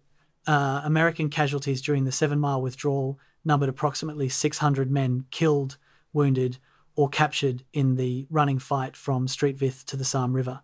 Equipment losses included tanks abandoned when they broke down, vehicles destroyed by German fire, supplies left behind because there wasn't time or transportation to save them, but the majority of Clarke's command had survived. 7,000 men reached the new defensive line with most of their heavy equipment intact. More importantly, they remained organised, capable of continued resistance. Units maintained their cohesion and command structure. Soldiers knew who their officers were and trusted them. That organisational integrity was as valuable as weapons or ammunition. An army that loses cohesion becomes a mob. Clarke's command, despite 6 days of continuous combat, followed by a nighttime withdrawal under fire, remained an army. It was perhaps the greatest testimony to the leadership at every level, from Clarke himself down to squad leaders and individual soldiers who'd done their jobs perfectly when perfection was required for survival. As the sun rose over new American positions along the Sarm River, soldiers who'd been fighting and retreating for nearly 7 days allowed themselves brief moments of reflection. They'd held Street Vith against 3 German divisions. They'd delayed the enemy offensive by nearly a week. They'd escaped encirclement through skill and determination, but they'd lost friends, comrades, brothers in arms. Empty spaces in formations marked where men had been. The wounded would go to hospitals far from the front, and some would never return to combat. The dead would be buried, some immediately, some not until weeks later when their bodies could be recovered. Every man who'd survived the defence of Street Vith and the fighting retreat carried memories that would never completely fade. The sound of artillery, the smell of burning vehicles, and cordite and death. The faces of friends killed before they could learn their names. The exhaustion so profound it became a physical presence. The cold that seemed to penetrate not just clothing but bones and soul. They'd been tested in ways that revealed character completely. Some had excelled, some had simply endured. A very few had broken. But most had discovered they possessed reserves of courage and endurance they'd never known existed. That knowledge would stay with them, shape them, define them for the rest of their lives. They were the men who'd held Street Vith. And Street Vith would hold them in memory and identity forever. December 23rd, 1944, 0800 hours. Hauptmann Werner Sternebeck, commanding a company of the 18th Volksgrenadier Division, led his infantry into Street Vith from the eastern approaches, advancing cautiously through rubble-choked streets that bore evidence of 6 days of artillery bombardment. His orders were to secure the town, eliminate any remaining American resistance, and report when the road network was open for German supply traffic. Sternebeck had been fighting for Street Vith since December 18th, 5 days of combat that had cost his company nearly half its strength. Now, finally, the Americans were gone and the town was his to occupy. But victory felt hollow as he surveyed what remained. Street Vith had been a town of approximately 2,000 inhabitants living in roughly 1,500 buildings. German and American artillery had systematically destroyed approximately 90% of those structures. What Sternebeck was occupying wasn't a town anymore. It was a field of rubble, occasionally interrupted by walls that happened to be still standing. The smell of death hung over everything, bodies buried in collapsed buildings, unburied dead in streets, the stench of destruction. The first priority was clearing the wreckage from road junctions to allow traffic to flow through the town. German engineers moved forward with bulldozers and work parties to push rubble aside, fill craters, make routes passable for supply vehicles. But the destruction was so complete that even this basic task required hours of labour. Buildings had collapsed across streets, creating barriers 8 or 10 feet high. Artillery craters had to be filled before heavy vehicles could cross them. Fires still burned in some structures, requiring extinguishment before work could proceed. Engineers working under these conditions found bodies, American, German, Belgian civilian, crushed in rubble or lying in streets. Graves registration teams began the grim work of collecting remains, but there were too many dead and too few people to handle them immediately. Some bodies were simply moved aside to allow work to continue. The priority was opening roads, not respecting the dead. War reduced everything to brutal calculus. German supply officers who'd been planning for Vith's capture arrived in the town, expecting to immediately route supply columns through the seven-road junction. What they found appalled them. Even with engineers working continuously, the town's road network wouldn't be fully operational for at least 24 hours, possibly 48. The destruction was simply too complete. A staff officer stood at what had been the main crossroads in Street Vith Centre, now a crater field surrounded by ruins, and dictated a report to 5th Panzer Army headquarters. Street Vith captured, but road network largely unusable. Estimate 24 to 48 hours required to establish supply routes through town. Alternate routes being investigated. At headquarters, staff officers updated their logistics timelines with this new delay. Street Vith should have fallen December 17th, allowing supply traffic to begin immediately. It had fallen December 23rd, and would provide usable routes perhaps December 24th or 25th. 8 days late, in an offensive measured in hours and minutes, 8 days was eternity. Oberst Gunther Hoffmann Schönborn, commanding the 18th Volksgrenadier Division that had finally captured Street Vith, sat in a commandeered cellar that served as temporary headquarters and composed a private diary entry that would be found years later. "We have taken Street Vith," he wrote. "It no longer exists as a town, only as a concept on maps. My division has suffered nearly 4,000 casualties to capture ruins that provide neither shelter nor military advantage. The American defense was far more skilled than intelligence suggested. They traded space for time, and time was what we could least afford to lose. I wonder if this victory will be remembered as the moment we won Street Vith or lost the offensive." Hoffmann Schönborn was a professional soldier trained in Germany's rigorous staff college system. He understood operational tempo, logistics, and strategic objectives. And he understood that his division had spent 6 days fighting for an objective that had been rendered nearly worthless by the fighting itself. German medical units entering Street Vith found American wounded who'd been left behind during the withdrawal, too badly injured to move. These men were now prisoners, though the line between prisoner and patient was blurred when both sides' medical systems were overwhelmed.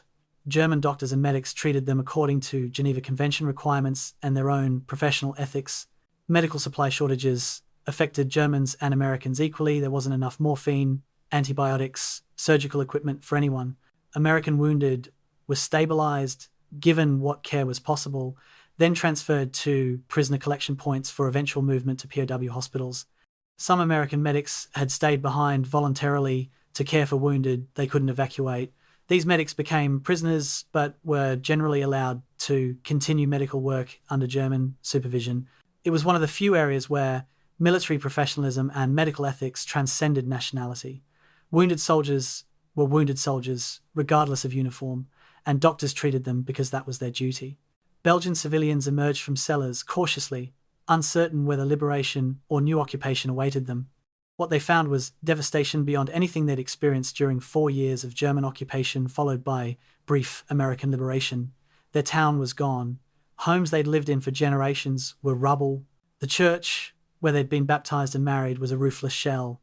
The shops where they'd worked were destroyed. Some families had lost everything except the clothes they wore and whatever possessions they'd carried into cellars. Others had lost family members, children, parents, spouses, killed by artillery or trapped in collapsed buildings. The civilian casualty toll around Street Vith would eventually be calculated at approximately 550 people killed from December 16th through December 23rd. In a community of 2,000 that represented more than 1 in 4, nearly every family had lost someone. Nearly every survivor was traumatized by what they'd witnessed. The Germans occupying the town couldn't provide significant assistance. They had barely enough supplies for their own troops. Belgian civilians were left to fend for themselves in the ruins of what had been their homes. At Hitler's headquarters, the news of Street Vith's capture was received without celebration. Staff officers briefing the Führer included the capture in their situation reports but couldn't hide the implications. Street Vith had finally fallen, but 8 days late. The entire offensive timetable was now irretrievable. German spearheads that should have been approaching Brussels or Antwerp were instead fighting for towns barely 30 miles inside Allied territory. Supply lines were stretched to breaking, fuel shortages were critical, American counterattacks were beginning on both flanks of the German penetration, and intelligence reported massive Allied reinforcements moving toward the Bulge. Hitler's response was to order continued attacks, to demand that commanders maintain offensive pressure regardless of circumstances. But the professional soldiers in the room understood what the Führer refused to accept. Vith am Rhein had failed. Not suddenly, not dramatically, but through accumulation of delays and consumption of irreplaceable resources. Vith hadn't stopped the offensive by itself, but it had contributed to a death by 1,000 cuts, and the German army was bleeding out. General Hasso von Manteuffel, commanding 5th Panzer Army, submitted a report to Army Group B headquarters, analysing his army's operations from December 16th through 23rd. The report was frank in ways that would have been dangerous if Hitler had read it directly. Manteuffel noted that American resistance had been far stiffer than expected, that the 106th Division's Green troops had fought with unexpected skill, that the defence of Vith had disrupted 5th Panzer Army operations for nearly a week. He calculated that approximately 3 divisions had been tied down fighting for Vith when they should have been driving for the Meuse River. He estimated German casualties in the sector at 5,000 to 7,000 killed and wounded losses that couldn't be replaced. Most critically, he noted that fuel consumption had exceeded projections by nearly 30%, primarily due to delays that kept vehicles idling or manoeuvring rather than advancing directly. The American defence at Vith, Manteuffel wrote, cost us 8 days we could not afford, and fuel reserves we desperately needed. When history judges this offensive, Vith will be recognised as the hinge on which success turned to failure. Field Marshal Model endorsed Manteuffel's assessment and forwarded it to OKW Supreme Command of the Armed Forces, where it was filed, and largely ignored because it contradicted Hitler's narrative of inevitable victory.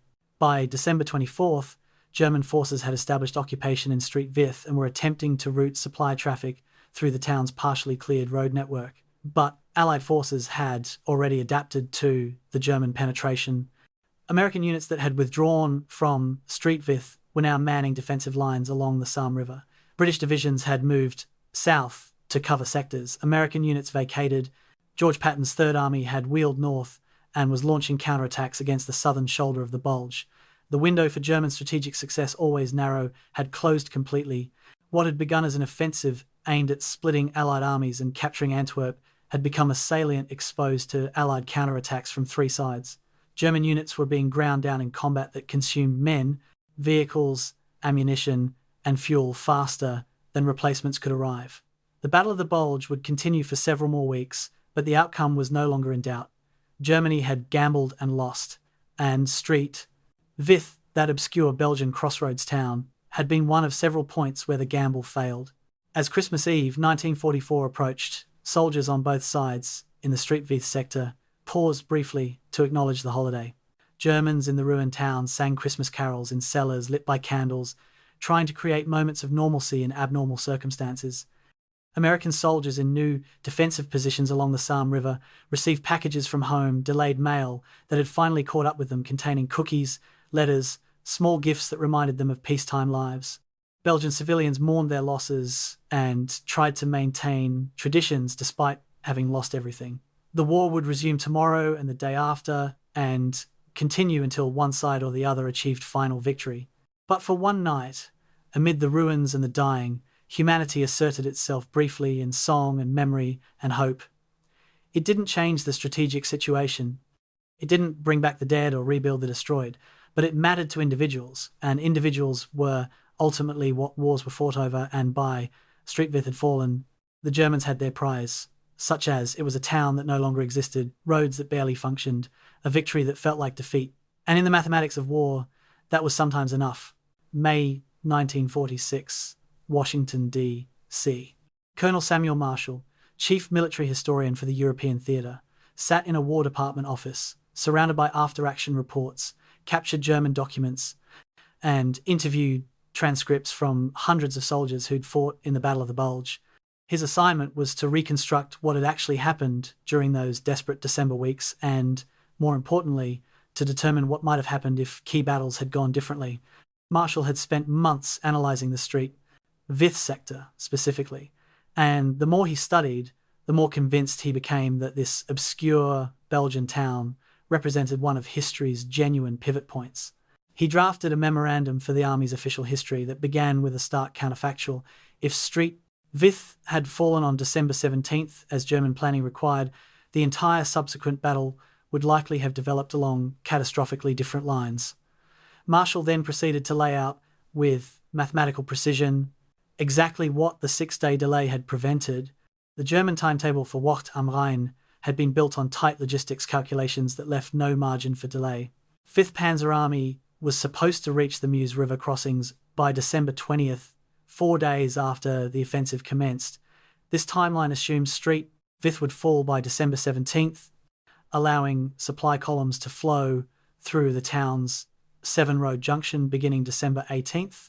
Marshall's analysis showed that if this timeline had been met, German armoured spearheads would have reached Dinant and Namur on the Meuse River by December 21st at latest. On December 21st, those crossing sites were defended by exactly one American armoured division, the 2nd Armoured and Scattered Engineer Units. The 2nd Armoured was a capable formation, but one division couldn't defend 30 miles of riverline against multiple German panzer divisions with surprise and momentum. Marshall's assessment was blunt. German forces would almost certainly have achieved at least one Meuse crossing by December 22nd. What followed would have been catastrophic for Allied positions in Belgium. The cascade effects of a successful Meuse crossing would have been immediate and severe. Brussels sat only 40 miles beyond the Meuse. Antwerp, the ultimate German objective, and the port through which 80% of Allied supplies flowed, was 70 miles from the river. If German armour had crossed the Meuse on December 22nd, Brussels would have been threatened by December 24th, Antwerp by December 26th. Marshall interviewed British staff officers who'd been planning defensive contingencies during the battle. They confirmed that on December 22nd, there were no organised defensive lines between the Meuse River and Brussels. The British 21st Army Group was spread across Holland and northern Belgium in positions oriented for offensive operations into Germany, not for defending against attacks from the southeast. Reorienting and concentrating those forces would have required at least 4 to 5 days. German armour moving at standard rates could have covered the distance to Brussels in 2 days. The mathematics were unavoidable. If Germans had crossed the Meuse on December 22nd, Brussels would have fallen before adequate defences could be established. The strategic implications of losing Brussels would have transformed the entire European campaign. The city served as headquarters for SHAEF, Supreme Headquarters, Allied Expeditionary Force Eisenhower's command organisation for all Allied operations. Losing SHAEF headquarters would have created command chaos at exactly the moment when coordinated response was most critical. More importantly, Brussels was a major logistics hub where supplies from Antwerp were sorted and distributed to armies across the front. Its capture would have severed supply lines to American and British forces in Holland and eastern Belgium. Marshall's analysis, corroborated by logistics officers who'd managed the Allied supply system, concluded that losing Brussels would have forced withdrawal of at least 4 Allied divisions from advanced positions because they couldn't be supplied. The loss of Brussels, Marshall wrote, would have created the operational crisis Hitler's plan envisioned. Allied armies split, supply lines severed, strategic initiative passing to Germany. The fuel mathematics were particularly revealing. German forces attacking Street Vith from December 17th through December 23rd consumed fuel that 5th Panzer Army's planning had allocated for the drive to the Meuse and beyond. Marshall obtained captured German fuel consumption logs showing that the 3 divisions fighting for Street Vith burned approximately 800,000 gallons of fuel during those 6 days. That quantity represented roughly 40% of 5th Panzer Army's total fuel reserves at the offensive's start. More critically, delays at Street Vith prevented German forces from capturing American fuel dumps that intelligence had identified along probable routes of advance. The Stavelot fuel dump, containing nearly 3 million gallons, was successfully defended by American forces, partially because German armour that might have taken it was instead tied down at Street. The defence of Street Vith, Marshall calculated, consumed German fuel reserves that were essential for reaching the Meuse, while simultaneously preventing capture of American fuel that might have sustained the German advance. The arithmetic is unambiguous. Without the Street Vith delay, German forces would have had sufficient fuel to reach and possibly cross the Meuse River. Marshall interviewed dozens of German commanders who'd survived the war, including General Hasso von Manteuffel himself. Manteufel's assessment was remarkably frank. Street Vith was the cornerstone of the American defense, though they may not have realized it at the time. The German general stated, "When it held beyond December 17th, our entire timetable collapsed. We had planned for rapid exploitation following breakthrough. Instead, we found ourselves fighting methodical battles for towns and road junctions. This gave the Americans time to react, to move reinforcements, to establish defensive lines in our rear areas." By the time Street Vith fell on December 23rd, the opportunity for strategic success had already passed. Other German officers confirmed this assessment. The Wehrmacht's official history of the Ardennes offensive, compiled by German staff officers while in Allied custody, identified Street Vith as one of three critical points where American resistance exceeded German planning assumptions and directly contributed to the offensive's failure. The alternate timeline Marshall constructed was sobering in its implications. If Street Vith had fallen on December 17th, German armour would have reached the Meuse by December 21st, crossed by December 22nd, threatened Brussels by December 24th. Brussels would likely have fallen by December 26th or 27th, creating a major crisis in Allied command and supply. British forces in Holland would have been cut off from their supply bases. American 1st and 3rd Armies would have been split, unable to coordinate effectively. German forces would have controlled a salient extending 60 to 70 miles into Allied territory, threatening the entire northern sector of the Western Front. The campaign to reach the Rhine and invade Germany would have been delayed by months, possibly until summer 1945. Soviet forces would have reached Berlin and Vienna before Western allies could have resumed effective offensive operations. The political map of post-war Europe might have been substantially different. All of this, Marshall concluded in his memorandum, was prevented by the six-day defence of an obscure Belgian town by forces that official pre-battle assessments had written off as incapable of sustained resistance. The Allied reinforcement timeline validated Marshall's analysis. The 82nd Airborne Division didn't reach blocking positions north of the German penetration until December 20th. The 101st Airborne didn't occupy Bastogne until December 19th. The 2nd Armoured Division, which would ultimately help contain German forces at the Meuse, wasn't in position until December 21st. If German armour had been advancing unimpeded toward the Meuse during this period, these reinforcements would have arrived too late to establish coherent defensive lines.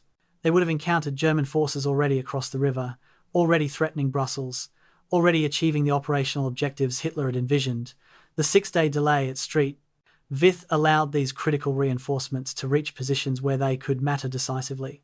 Time, Marshall wrote, proved to be the decisive resource in the Battle of the Bulge. The Americans defending Street Vith sold time with their lives and freedom. That time allowed armies to move, defences to form, and catastrophe to be averted. Winston Churchill, in his post-war history of World War II, devoted several paragraphs to the defence of Street Vith. His assessment reflected access to high-level strategic planning documents and personal involvement in the crisis. The stand at Street Vith was one of the decisive actions of the war in the West, Churchill wrote. Though overshadowed in popular memory by Bastogne's defence, Street Vith was arguably more critical to the battle's outcome. Bastogne sat somewhat south of the main German thrusts and could have been bypassed. Street Vith sat directly athwart the routes 5th Panzer Army required for rapid advance. Its defence delayed German operations at precisely the moment when delay mattered most. Had it fallen quickly, I believe the Germans would have reached the Meuse and created a crisis that might have required months to resolve. The relatively obscure brigadier general who organised Street Vith's defence deserves recognition as one of the battle's heroes, though history has been ungenerous in providing such recognition. Marshall's final assessment synthesised tactical actions into strategic conclusions. The defence of Street Vith had cost approximately 10,000 American casualties killed, wounded, or captured in the town's immediate sector over 7 days of combat. German casualties in the same sector exceeded 7,000. Both sides had lost significant equipment, tanks, vehicles, artillery pieces. The town itself had been destroyed beyond recognition. By conventional metrics, the battle could be judged a German victory. They'd captured the objective, inflicted casualties, forced American withdrawal. But by the only metric that actually mattered in December 1944, the battle was an unequivocal American strategic success. The Americans lost Street Vith after 7 days, Marshall concluded, but they held it long enough to win the Battle of the Bulge. Rarely in military history has a tactical defeat contributed so decisively to strategic victory. The men who defended Street Vith saved not just their comrades but possibly the entire Allied campaign in Europe. That their achievement has been inadequately recognised is one of history's persistent injustices. January 10th, 1945, Camp Lucky Strike, France. Captain David Porter stood outside a tent that served as temporary quarters for survivors of the 106th Infantry Division, checking names against a roster and comparing it to the division's pre-battle strength reports. The mathematics were devastating. The division had entered combat on December 16th with approximately 15,000 men. Current strength reports showed approximately 6,000 effective men present, not seriously wounded and capable of combat duty. 9,000 casualties in less than a month. Porter had been a staff officer before the battle, familiar with casualty statistics as abstract numbers on reports. Now, he was interviewing the survivors, hearing their stories, watching them struggle with trauma that no training had prepared them for.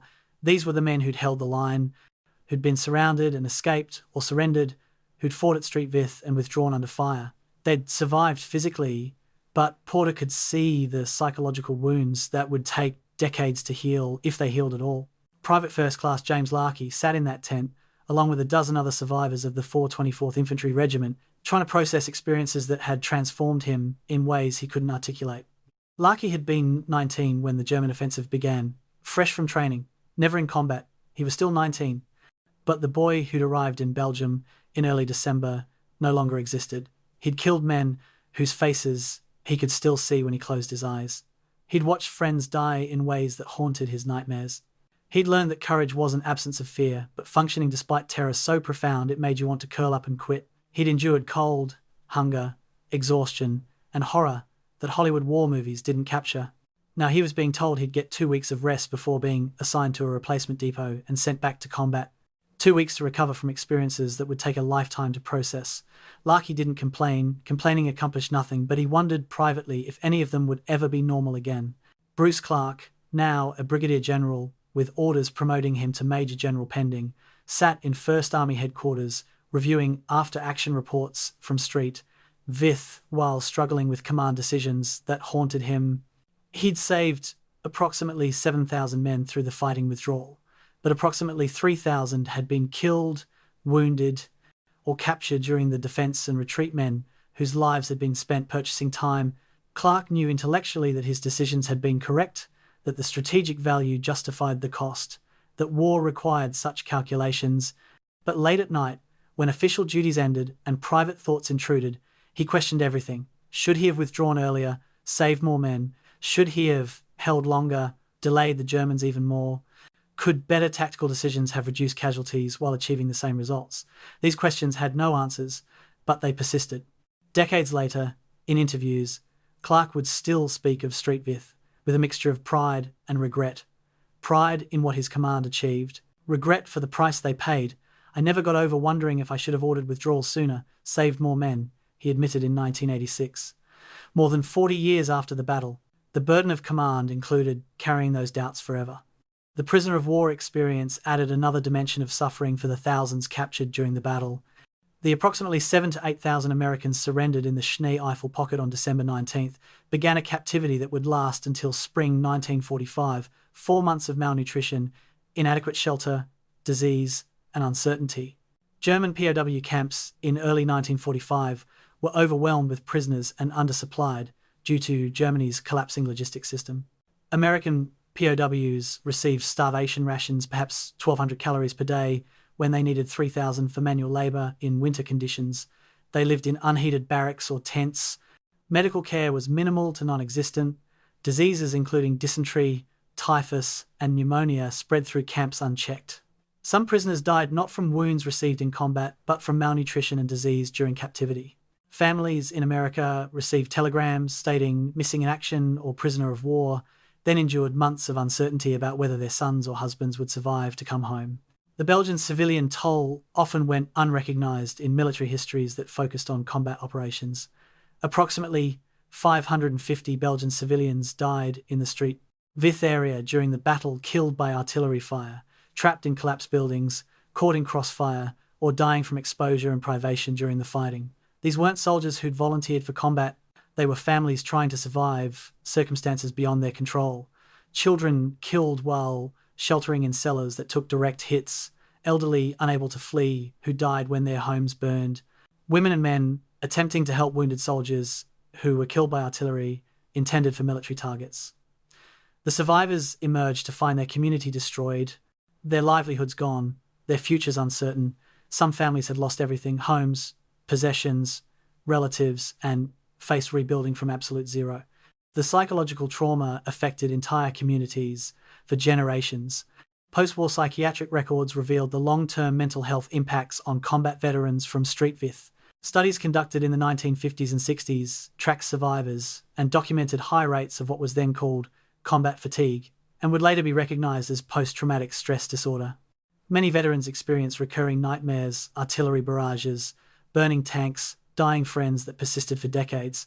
Others developed anxiety disorders, hypervigilance, difficulty with loud noises or crowded spaces. Some struggled with survivor's guilt, questioning why they'd lived when comrades died. Depression rates among Street Vith veterans exceeded general population norms by significant margins.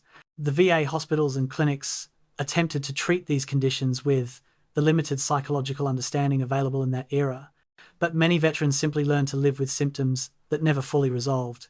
The human cost of the battle extended far beyond casualty lists, compiled in December 1944. Family impact rippled outward from each casualty. The soldier killed in action on December 21st left a widow and 2 children who would grow up without their father. His death meant financial hardship for the family, emotional trauma for the children, and grief for the widow that would shape her entire life. Multiply this by 10,000 casualties, and the scope of human suffering becomes incomprehensible. Families receive Western Union telegrams with devastating news, then had to somehow continue functioning, working, raising children, maintaining households while processing grief that had no outlet.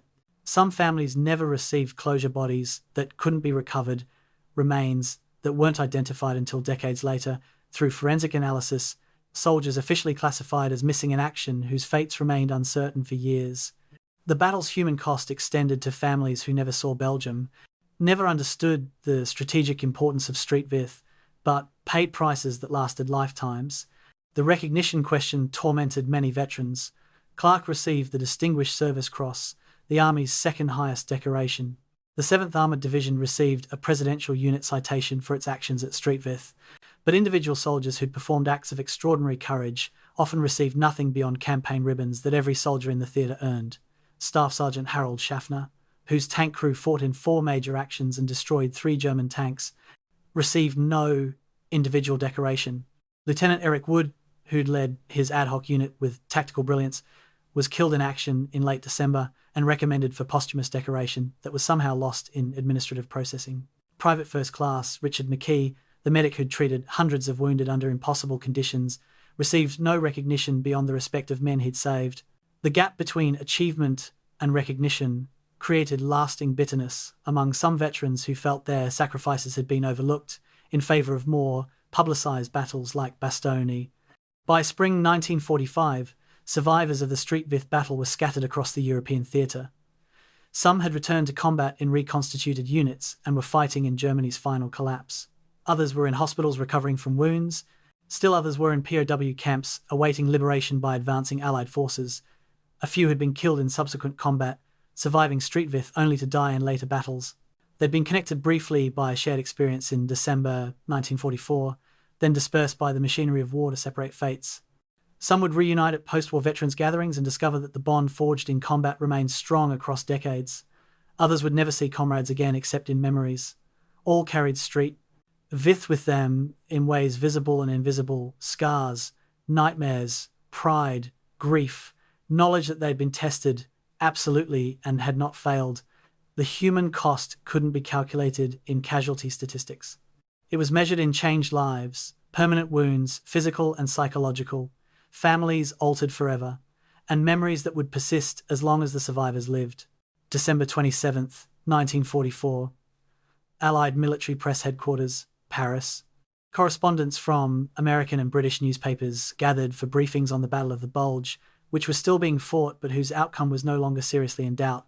The briefing officer, a colonel from Eisenhower's public affairs staff, described the major actions: the defense of Bastogne by the 101st Airborne Division, Patton's Third Army relief of that beleaguered garrison, Montgomery's management of the northern shoulder of the German penetration. When a correspondent asked about Street Vith, the colonel paused, consulted notes, and provided a brief summary. American forces had defended the town before withdrawing in good order. The correspondent pressed for details. How long had they held? What units were involved? Why wasn't this getting the same attention as Bastogne? The colonel promised to provide additional information but never did. The story that emerged in newspapers focused almost exclusively on Bastogne's nuts, response, and dramatic relief. Street Vith received perhaps 1/10 the coverage, despite arguably greater strategic importance. The pattern that would persist for decades was established in those first press briefings. Bastogne would be remembered, Street Vith would be footnoted. The disparity in media coverage reflected several factors, some journalistic and some military. Bastogne's story had narrative elements newspapers loved. A single town completely surrounded, defenders running low on supplies, a defiant one-word response to German surrender demands, dramatic relief by Patton's armour. Street Vith's story was more complex and less dramatic. A 6-day defence followed by a successful withdrawal, no complete encirclement, no dramatic last stands. Journalists needed simple narratives for readers. Bastogne provided that. Street Vith required explanation. Military public affairs also influenced coverage. The 82nd and 101st Airborne Divisions had active public relations officers who ensured their units' achievements received publicity.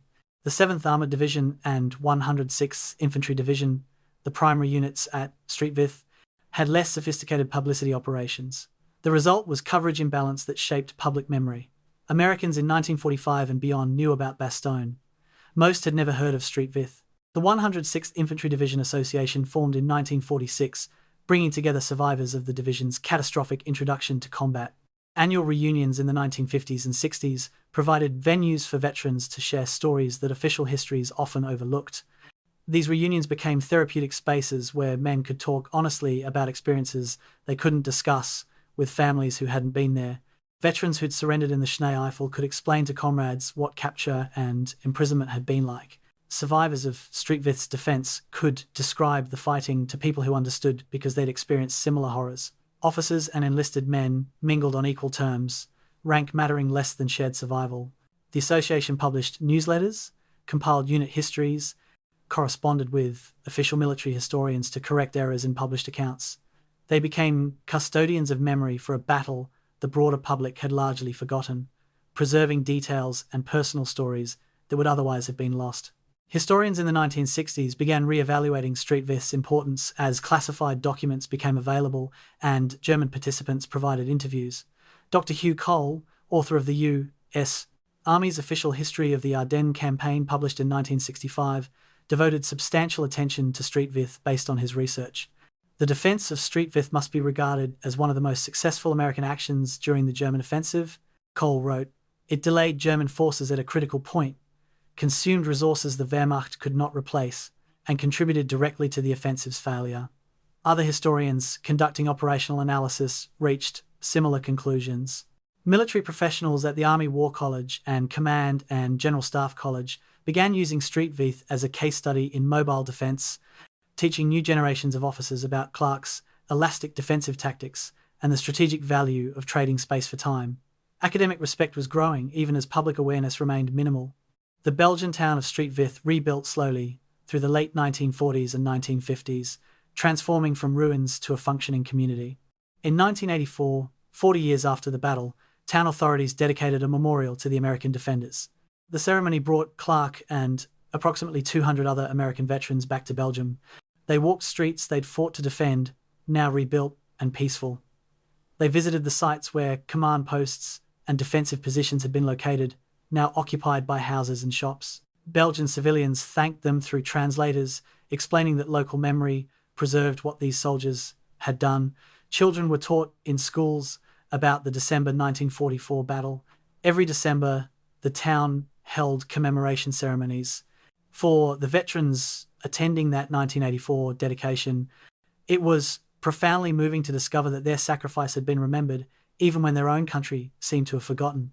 Clarke himself remained modest about his role throughout his post-war life.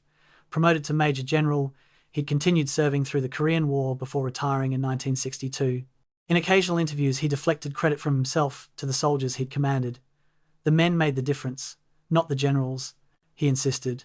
I just tried to organize them effectively and not get them killed unnecessarily. They did the hard part, the fighting, the dying, the refusing to quit when every rational reason said they should quit. When asked about his decision not to abandon Street, Vith, despite being outranked by the situation, Clarke's response was characteristically direct. It was the right tactical decision. The town mattered strategically. My job was to hold it as long as possible without losing my command entirely. We accomplished that.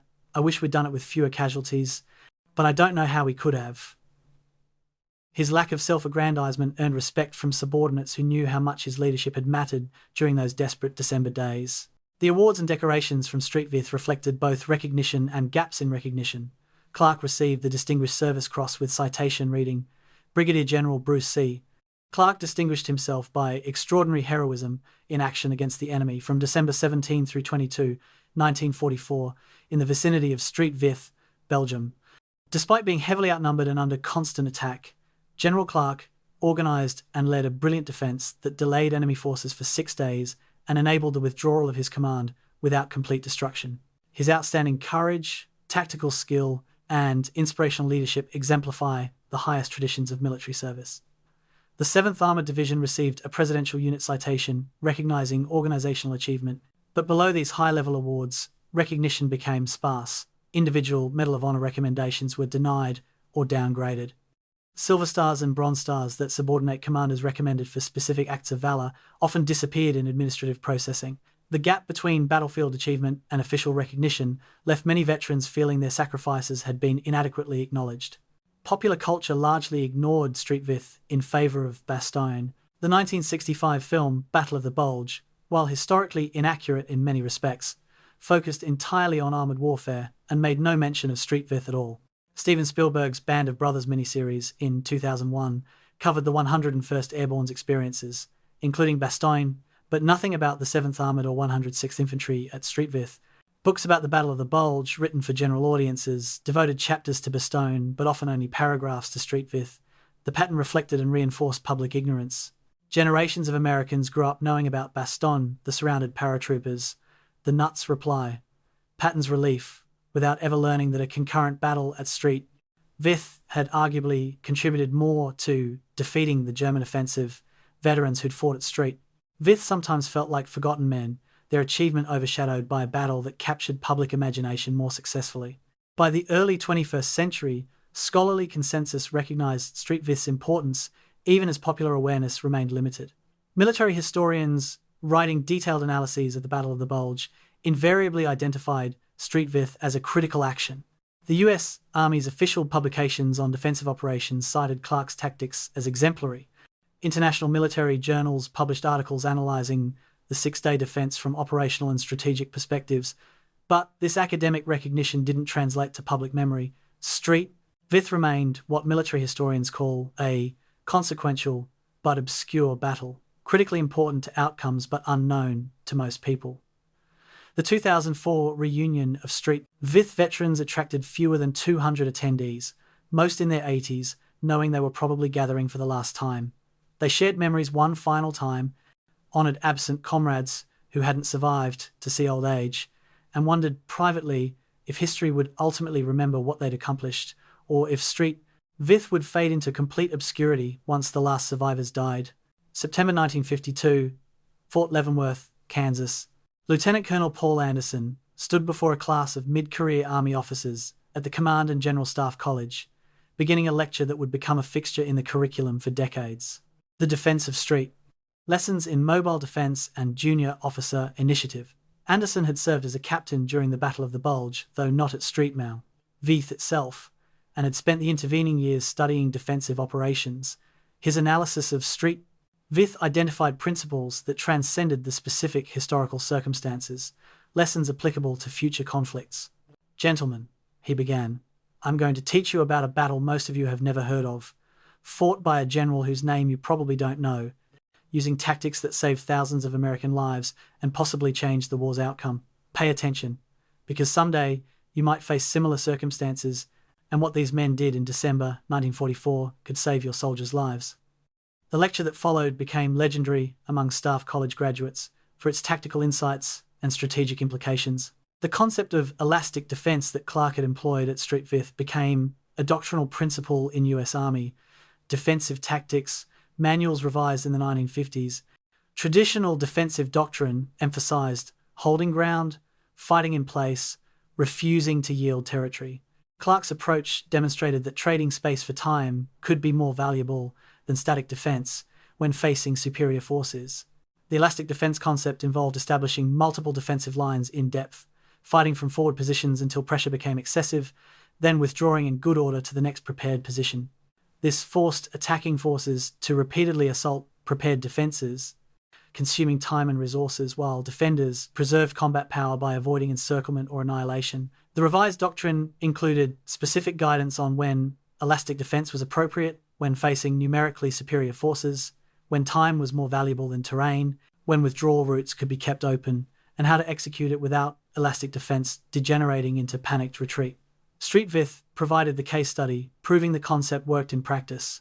The importance of junior officer initiative emerged as another critical lesson.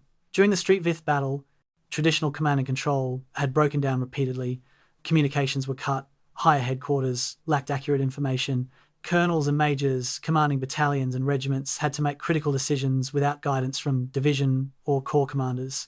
Clarke himself, a brigadier general, had effectively superseded his nominal superior through force of personality and tactical competence. This reality challenged traditional military culture that emphasized hierarchical command structures and obedience to orders from above. The lesson military educators extracted was that junior officers needed training that prepared them to operate independently when higher command couldn't provide direction. Staff college curricula in the 1950s and beyond increasingly emphasized mission-type orders, giving subordinates objectives and resources, then trusting them to determine how to accomplish missions rather than detailed prescriptive orders that specified exactly how every action should be conducted. Street Vith demonstrated that competent junior officers making good decisions rapidly often achieved better results than waiting for orders from distant commanders who lacked current information. Cold War NATO defensive planning explicitly incorporated lessons from Street Vith into West Germany's defense strategy. The geographic situation in Central Europe during the 1950s through 80s bore similarities to December 1944 Belgium. Numerically superior Soviet, Warsaw Pact forces potentially attacking through terrain that channeled movement toward key road junctions and river crossings. NATO planners designed defense-in-depth strategies that intentionally traded space for time, planning to delay Soviet advances through successive defensive lines rather than attempting static defense at the border. The terrain along the Fulda Gap and North German Plain was analysed for positions where relatively small forces could delay large attacking formations by controlling choke points, exactly what Clarke had done at Street Vith. Military exercises practiced phased withdrawals under pressure, rearguard actions, demolitions to delay enemy advance. While multiple historical examples inform these plans, Street Vith was frequently cited in planning documents as proof that properly executed mobile defense could work against numerically and often qualitatively superior forces. The importance of combined arms integration, coordinating infantry, armor, artillery, and engineers received renewed emphasis based on Street Vith analysis. Clarke's defense had succeeded partially because he'd effectively integrated diverse units into a coherent force. Tanks provided mobile firepower to blunt German attacks. Infantry held terrain and occupied strongpoints. Artillery delivered massed fires on German assembly areas and approach routes. Engineers laid minefields, demolished bridges, maintained roads. Each element reinforced others, creating defensive effects greater than the sum of parts. Post-war doctrine development emphasized combined arms at lower organizational levels. Battalion and brigade commanders received training in employing all available assets coordinately rather than sequentially. The lesson from Street, Vith was that combined arms effectiveness didn't require perfect doctrine or extensive prior training. It required commanders who understood how different capabilities complemented each other and had the initiative to organize them effectively under pressure. Logistics emerged as an unexpected lesson from Street. Vith analysis. The German offensive had failed partially due to logistics shortfalls, insufficient fuel, overextended supply lines, dependence on captured supplies that didn't materialize. Vith had contributed to this failure by delaying German forces until fuel consumption exceeded sustainable rates. Military logisticians studying the battle extracted a principle. Operational tempo depended as much on logistics as combat power. An army that couldn't sustain its advance would eventually stall, regardless of tactical success. This lesson influenced logistics planning throughout the Cold War and beyond. The U.S. Army developed increasingly sophisticated logistics systems designed to maintain supply flow even during rapid mobile operations. The understanding that Vith had demonstrated that time bought through defensive operations allowed logistics to catch up with operations shaped defensive planning that emphasized creating delays, forcing enemy logistics systems to exceed their sustainable capacity. Psychological resilience received attention from military psychologists studying Vith veterans. How had soldiers endured 6 days of continuous combat, extreme cold, inadequate food and sleep, and still maintained unit cohesion and combat effectiveness? Research identified several factors: strong small unit leadership, peer bonds among soldiers, belief in mission importance, and confidence in commanders. These findings influenced military training that increasingly emphasized small unit cohesion, leadership development at squad and platoon levels, and realistic training that prepared soldiers psychologically for combat stress. The lesson from Vith was that psychological preparation mattered as much as tactical training. Soldiers who trusted their leaders, believed in their comrades, and understood why their mission mattered could endure extraordinary hardships. Those lacking these psychological resources broke more easily under pressure. Modern military training incorporated these insights through programs emphasizing team building, leadership under stress, and mission orientation. The Vith case study appeared in military education across multiple nations. British staff colleges used it to teach defensive operations. German military historians analyzed it as an example of how determined defense could defeat operationally sound offensive plans through cumulative delays. Israeli military educators studied it when developing doctrines for defending against numerically superior Arab armies in the 1950s and 60s. The battle transcended its specific historical context to become a template for thinking about defensive warfare more broadly. Every staff officer studying military history encountered Vith at some point, usually with the question, what principles from this battle apply to modern circumstances?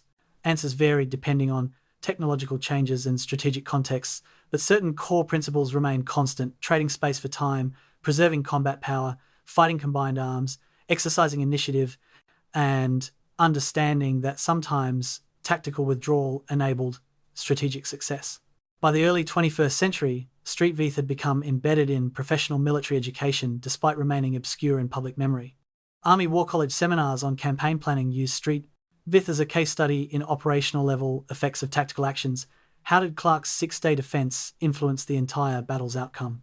How should commanders weigh risks of encirclement against value of delaying enemy? When is withdrawal prudent versus when does it become unnecessary sacrifice of ground? These questions generated discussions that helped senior officers think through complex decision-making under uncertainty. Vith provided a historical case study where outcomes were known, allowing analysis of decision-making processes and their consequences. The battle's lessons remained relevant across changing technologies and strategic circumstances because they addressed fundamental questions about warfare that persisted regardless of whether soldiers fought with M4 Shermans or Moan Abrams tanks. What Vith taught about leadership, initiative, combined arms, logistics, and the nature of defensive warfare remained valuable 7 decades after the snow melted on Belgian roads, where Americans and Germans had fought for a town that most people had never heard of. Present-day Vith, Belgium. A tourist stands at what used to be the main crossroads in the town centre, consulting a smartphone map that shows 7 roads radiating from this point. The town has been rebuilt completely since 1944. Modern buildings, paved streets, traffic lights, all the infrastructure of a prosperous 21st century European community. Nothing visible suggests that this peaceful crossroads was once a battlefield where thousands died, and the fate of Western Europe hung in balance for 6 desperate December days. The tourist takes photos, checks travel guide descriptions, perhaps visits the American memorial on the town's edge, but the guide doesn't convey what happened here, can't communicate the weight of history that this ordinary intersection carries. 7 roads. They look like any other roads now, carrying commuters and commerce. But in December 1944, these 7 roads were worth more than divisions, more valuable than armies, more critical than anything except time itself. A historian walking these same streets sees something different. Dr. Robert Miller, who's spent 30 years studying the Battle of the Bulge, stands at the crossroads and reconstructs in his mind what this position meant strategically. 5 roads connected Street Vith to German territory in the east. 2 roads led west toward Allied positions and the Meuse River beyond. Control this junction, and you controlled mobility through the entire region. Lose it, and your offensive ground to halt while supply columns backed up for miles. Miller walks the perimeter. Clarke's forces defended, now marked on his military map app, but invisible on the actual ground. He traces the routes German forces used to attack from the northeast and east. He notes where the Vielsalm road exits town toward the west, the escape route that meant survival for 7,000 men. To Miller, this peaceful Belgian town is a palimpsest modern prosperity, written over wartime destruction, written over centuries of previous history. The layers are invisible to casual observers, but reveal themselves to anyone who knows where and how to look. The Belgian civilians who live in modern Street Vith maintain memory more carefully than their town's peaceful appearance might suggest. The town museum contains extensive exhibits about December 1944, including photographs of the destruction, artifacts recovered from battle sites, and first-person accounts from civilians who survived. Local schools include the battle in their history curriculum. Children learn about the American soldiers who defended their town, the German forces who destroyed it, and the civilian population caught between. Every December, commemoration ceremonies occur at the American Memorial, attended by town officials, Belgian veterans organizations, and the steadily diminishing number of American veterans or their families who can still make the journey. The mayor's office maintains correspondence with American veterans associations, preserving connections between defenders and defended. Memory here is active, deliberately maintained against the forgetting that comes naturally with passing decades. The civilians of Street Vith understand that their peaceful present was purchased with others' sacrifice, and they refuse to let that debt be forgotten. The American Memorial sits on a hillside overlooking the town, a simple stone monument listing the units that fought here, with bronze plaques explaining the battle's significance in English, French, and German. The site receives perhaps a few thousand visitors annually, mostly military history enthusiasts and relatives of men who fought here. It's nothing like the massive memorials at more famous battle sites. No crowds of tourists, no elaborate visitor centre, just a quiet place where people can reflect on what happened here and why it mattered. Veterans who return now, mostly in their 90s or early hundreds if they're still alive at all, stand here with mixed emotions. Pride in what they accomplished, grief for comrades who didn't survive, satisfaction that their sacrifice has been remembered, even if inadequately recognised, and perhaps some wonder about the alternate history. What would have happened if they'd failed, if Street Vith had fallen on December 17th as Germany planned, if the 7 roads had opened to German supply columns that day instead of 6 days later? The counterfactual question haunts any serious analysis of Street Vith. If the town had fallen on schedule, would the Battle of the Bulge have ended differently? Almost certainly yes. Would the Germans have won? Probably not. Germany in December 1944 simply lacked the resources for sustained offensive operations, regardless of initial success. But would they have created a major crisis requiring months to resolve? Very possibly. Would the war in Europe have extended into summer or fall 1945 instead of ending in May? Conceivably. Would Soviet forces have occupied more of Central Europe before German surrender? Likely. These alternate timelines are unprovable counterfactuals, but they're grounded in serious analysis of operational capabilities and strategic constraints. What we know for certain is what did happen. Street Vith held long enough to contribute decisively to the German offensive's failure. Whether that changed the war's ultimate outcome or merely its timeline remains debatable. But for the men who defended the town and the civilians who survived its destruction, the question was never abstract. They lived the reality that resulted from their choices and sacrifices. Military analysts today recognized Street Vith as a case study in several enduring principles of warfare. First, terrain matters, particularly terrain that controls mobility. The 7 roads weren't valuable because they were well-built or strategically positioned. They were valuable because they were the only roads that could handle the traffic volume German operations required. In modern military terms, Street Vith was a key terrain feature, and controlling key terrain can be worth far more than controlling larger areas of less critical ground. Second, time can be a resource more valuable than territory. Clarke's defense didn't hold Street Vith permanently. German forces eventually captured it, but the 6-day delay was more valuable than permanent possession would have been, because time allowed Allied forces to respond effectively to the German offensive. Third, sometimes losing a battle wins a campaign. By conventional metrics, the Americans lost at Street Vith. They were forced to withdraw, suffered thousands of casualties, lost the objective, but those conventional metrics missed the strategic reality. The defense accomplished its mission of delaying German operations long enough for larger Allied responses to contain the breakthrough. The human element, individual soldiers making individual choices under extreme conditions, remains central to understanding what happened at Street Vith.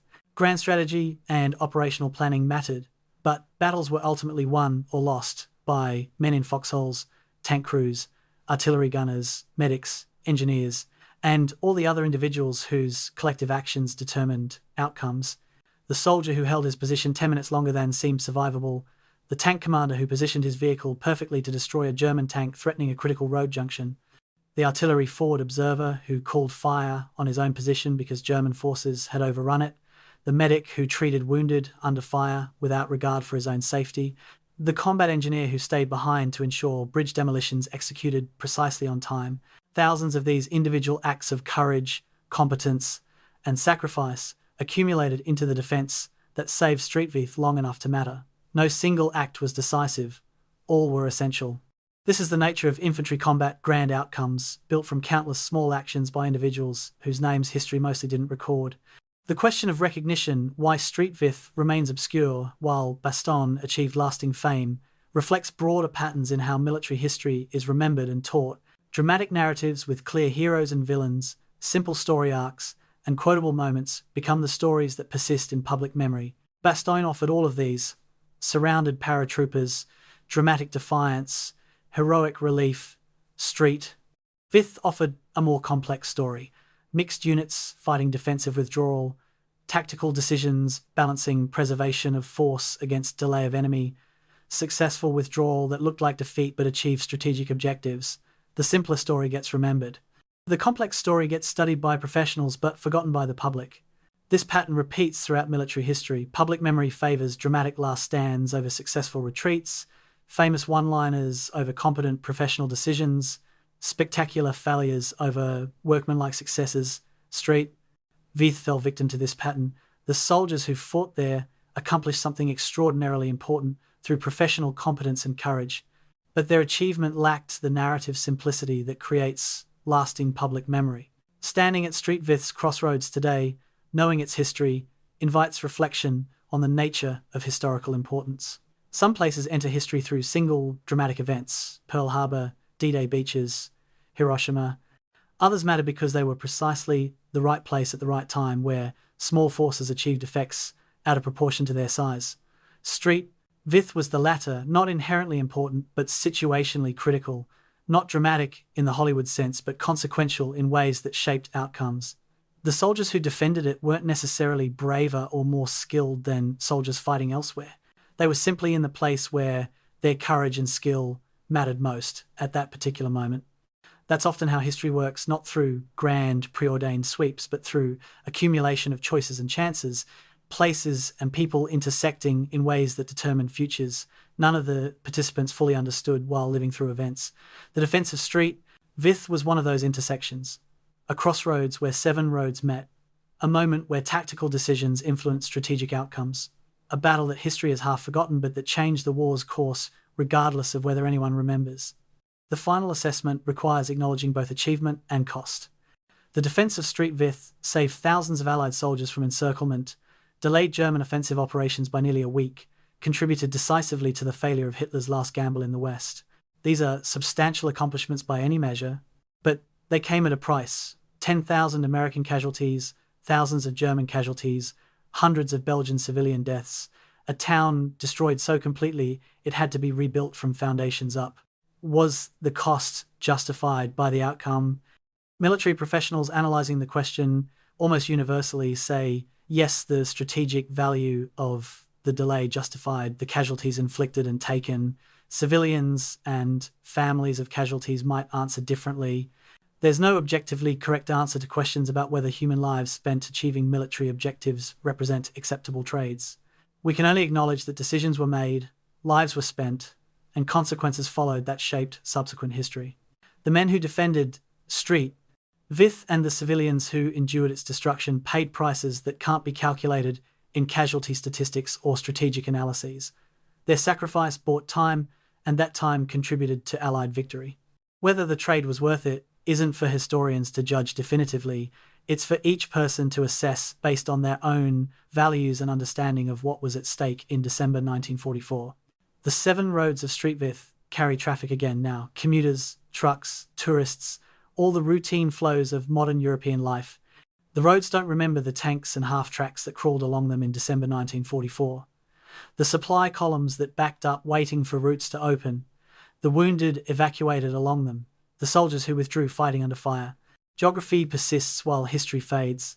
But for those who know the story, who understand what happened here, these roads will always carry more weight than asphalt and concrete.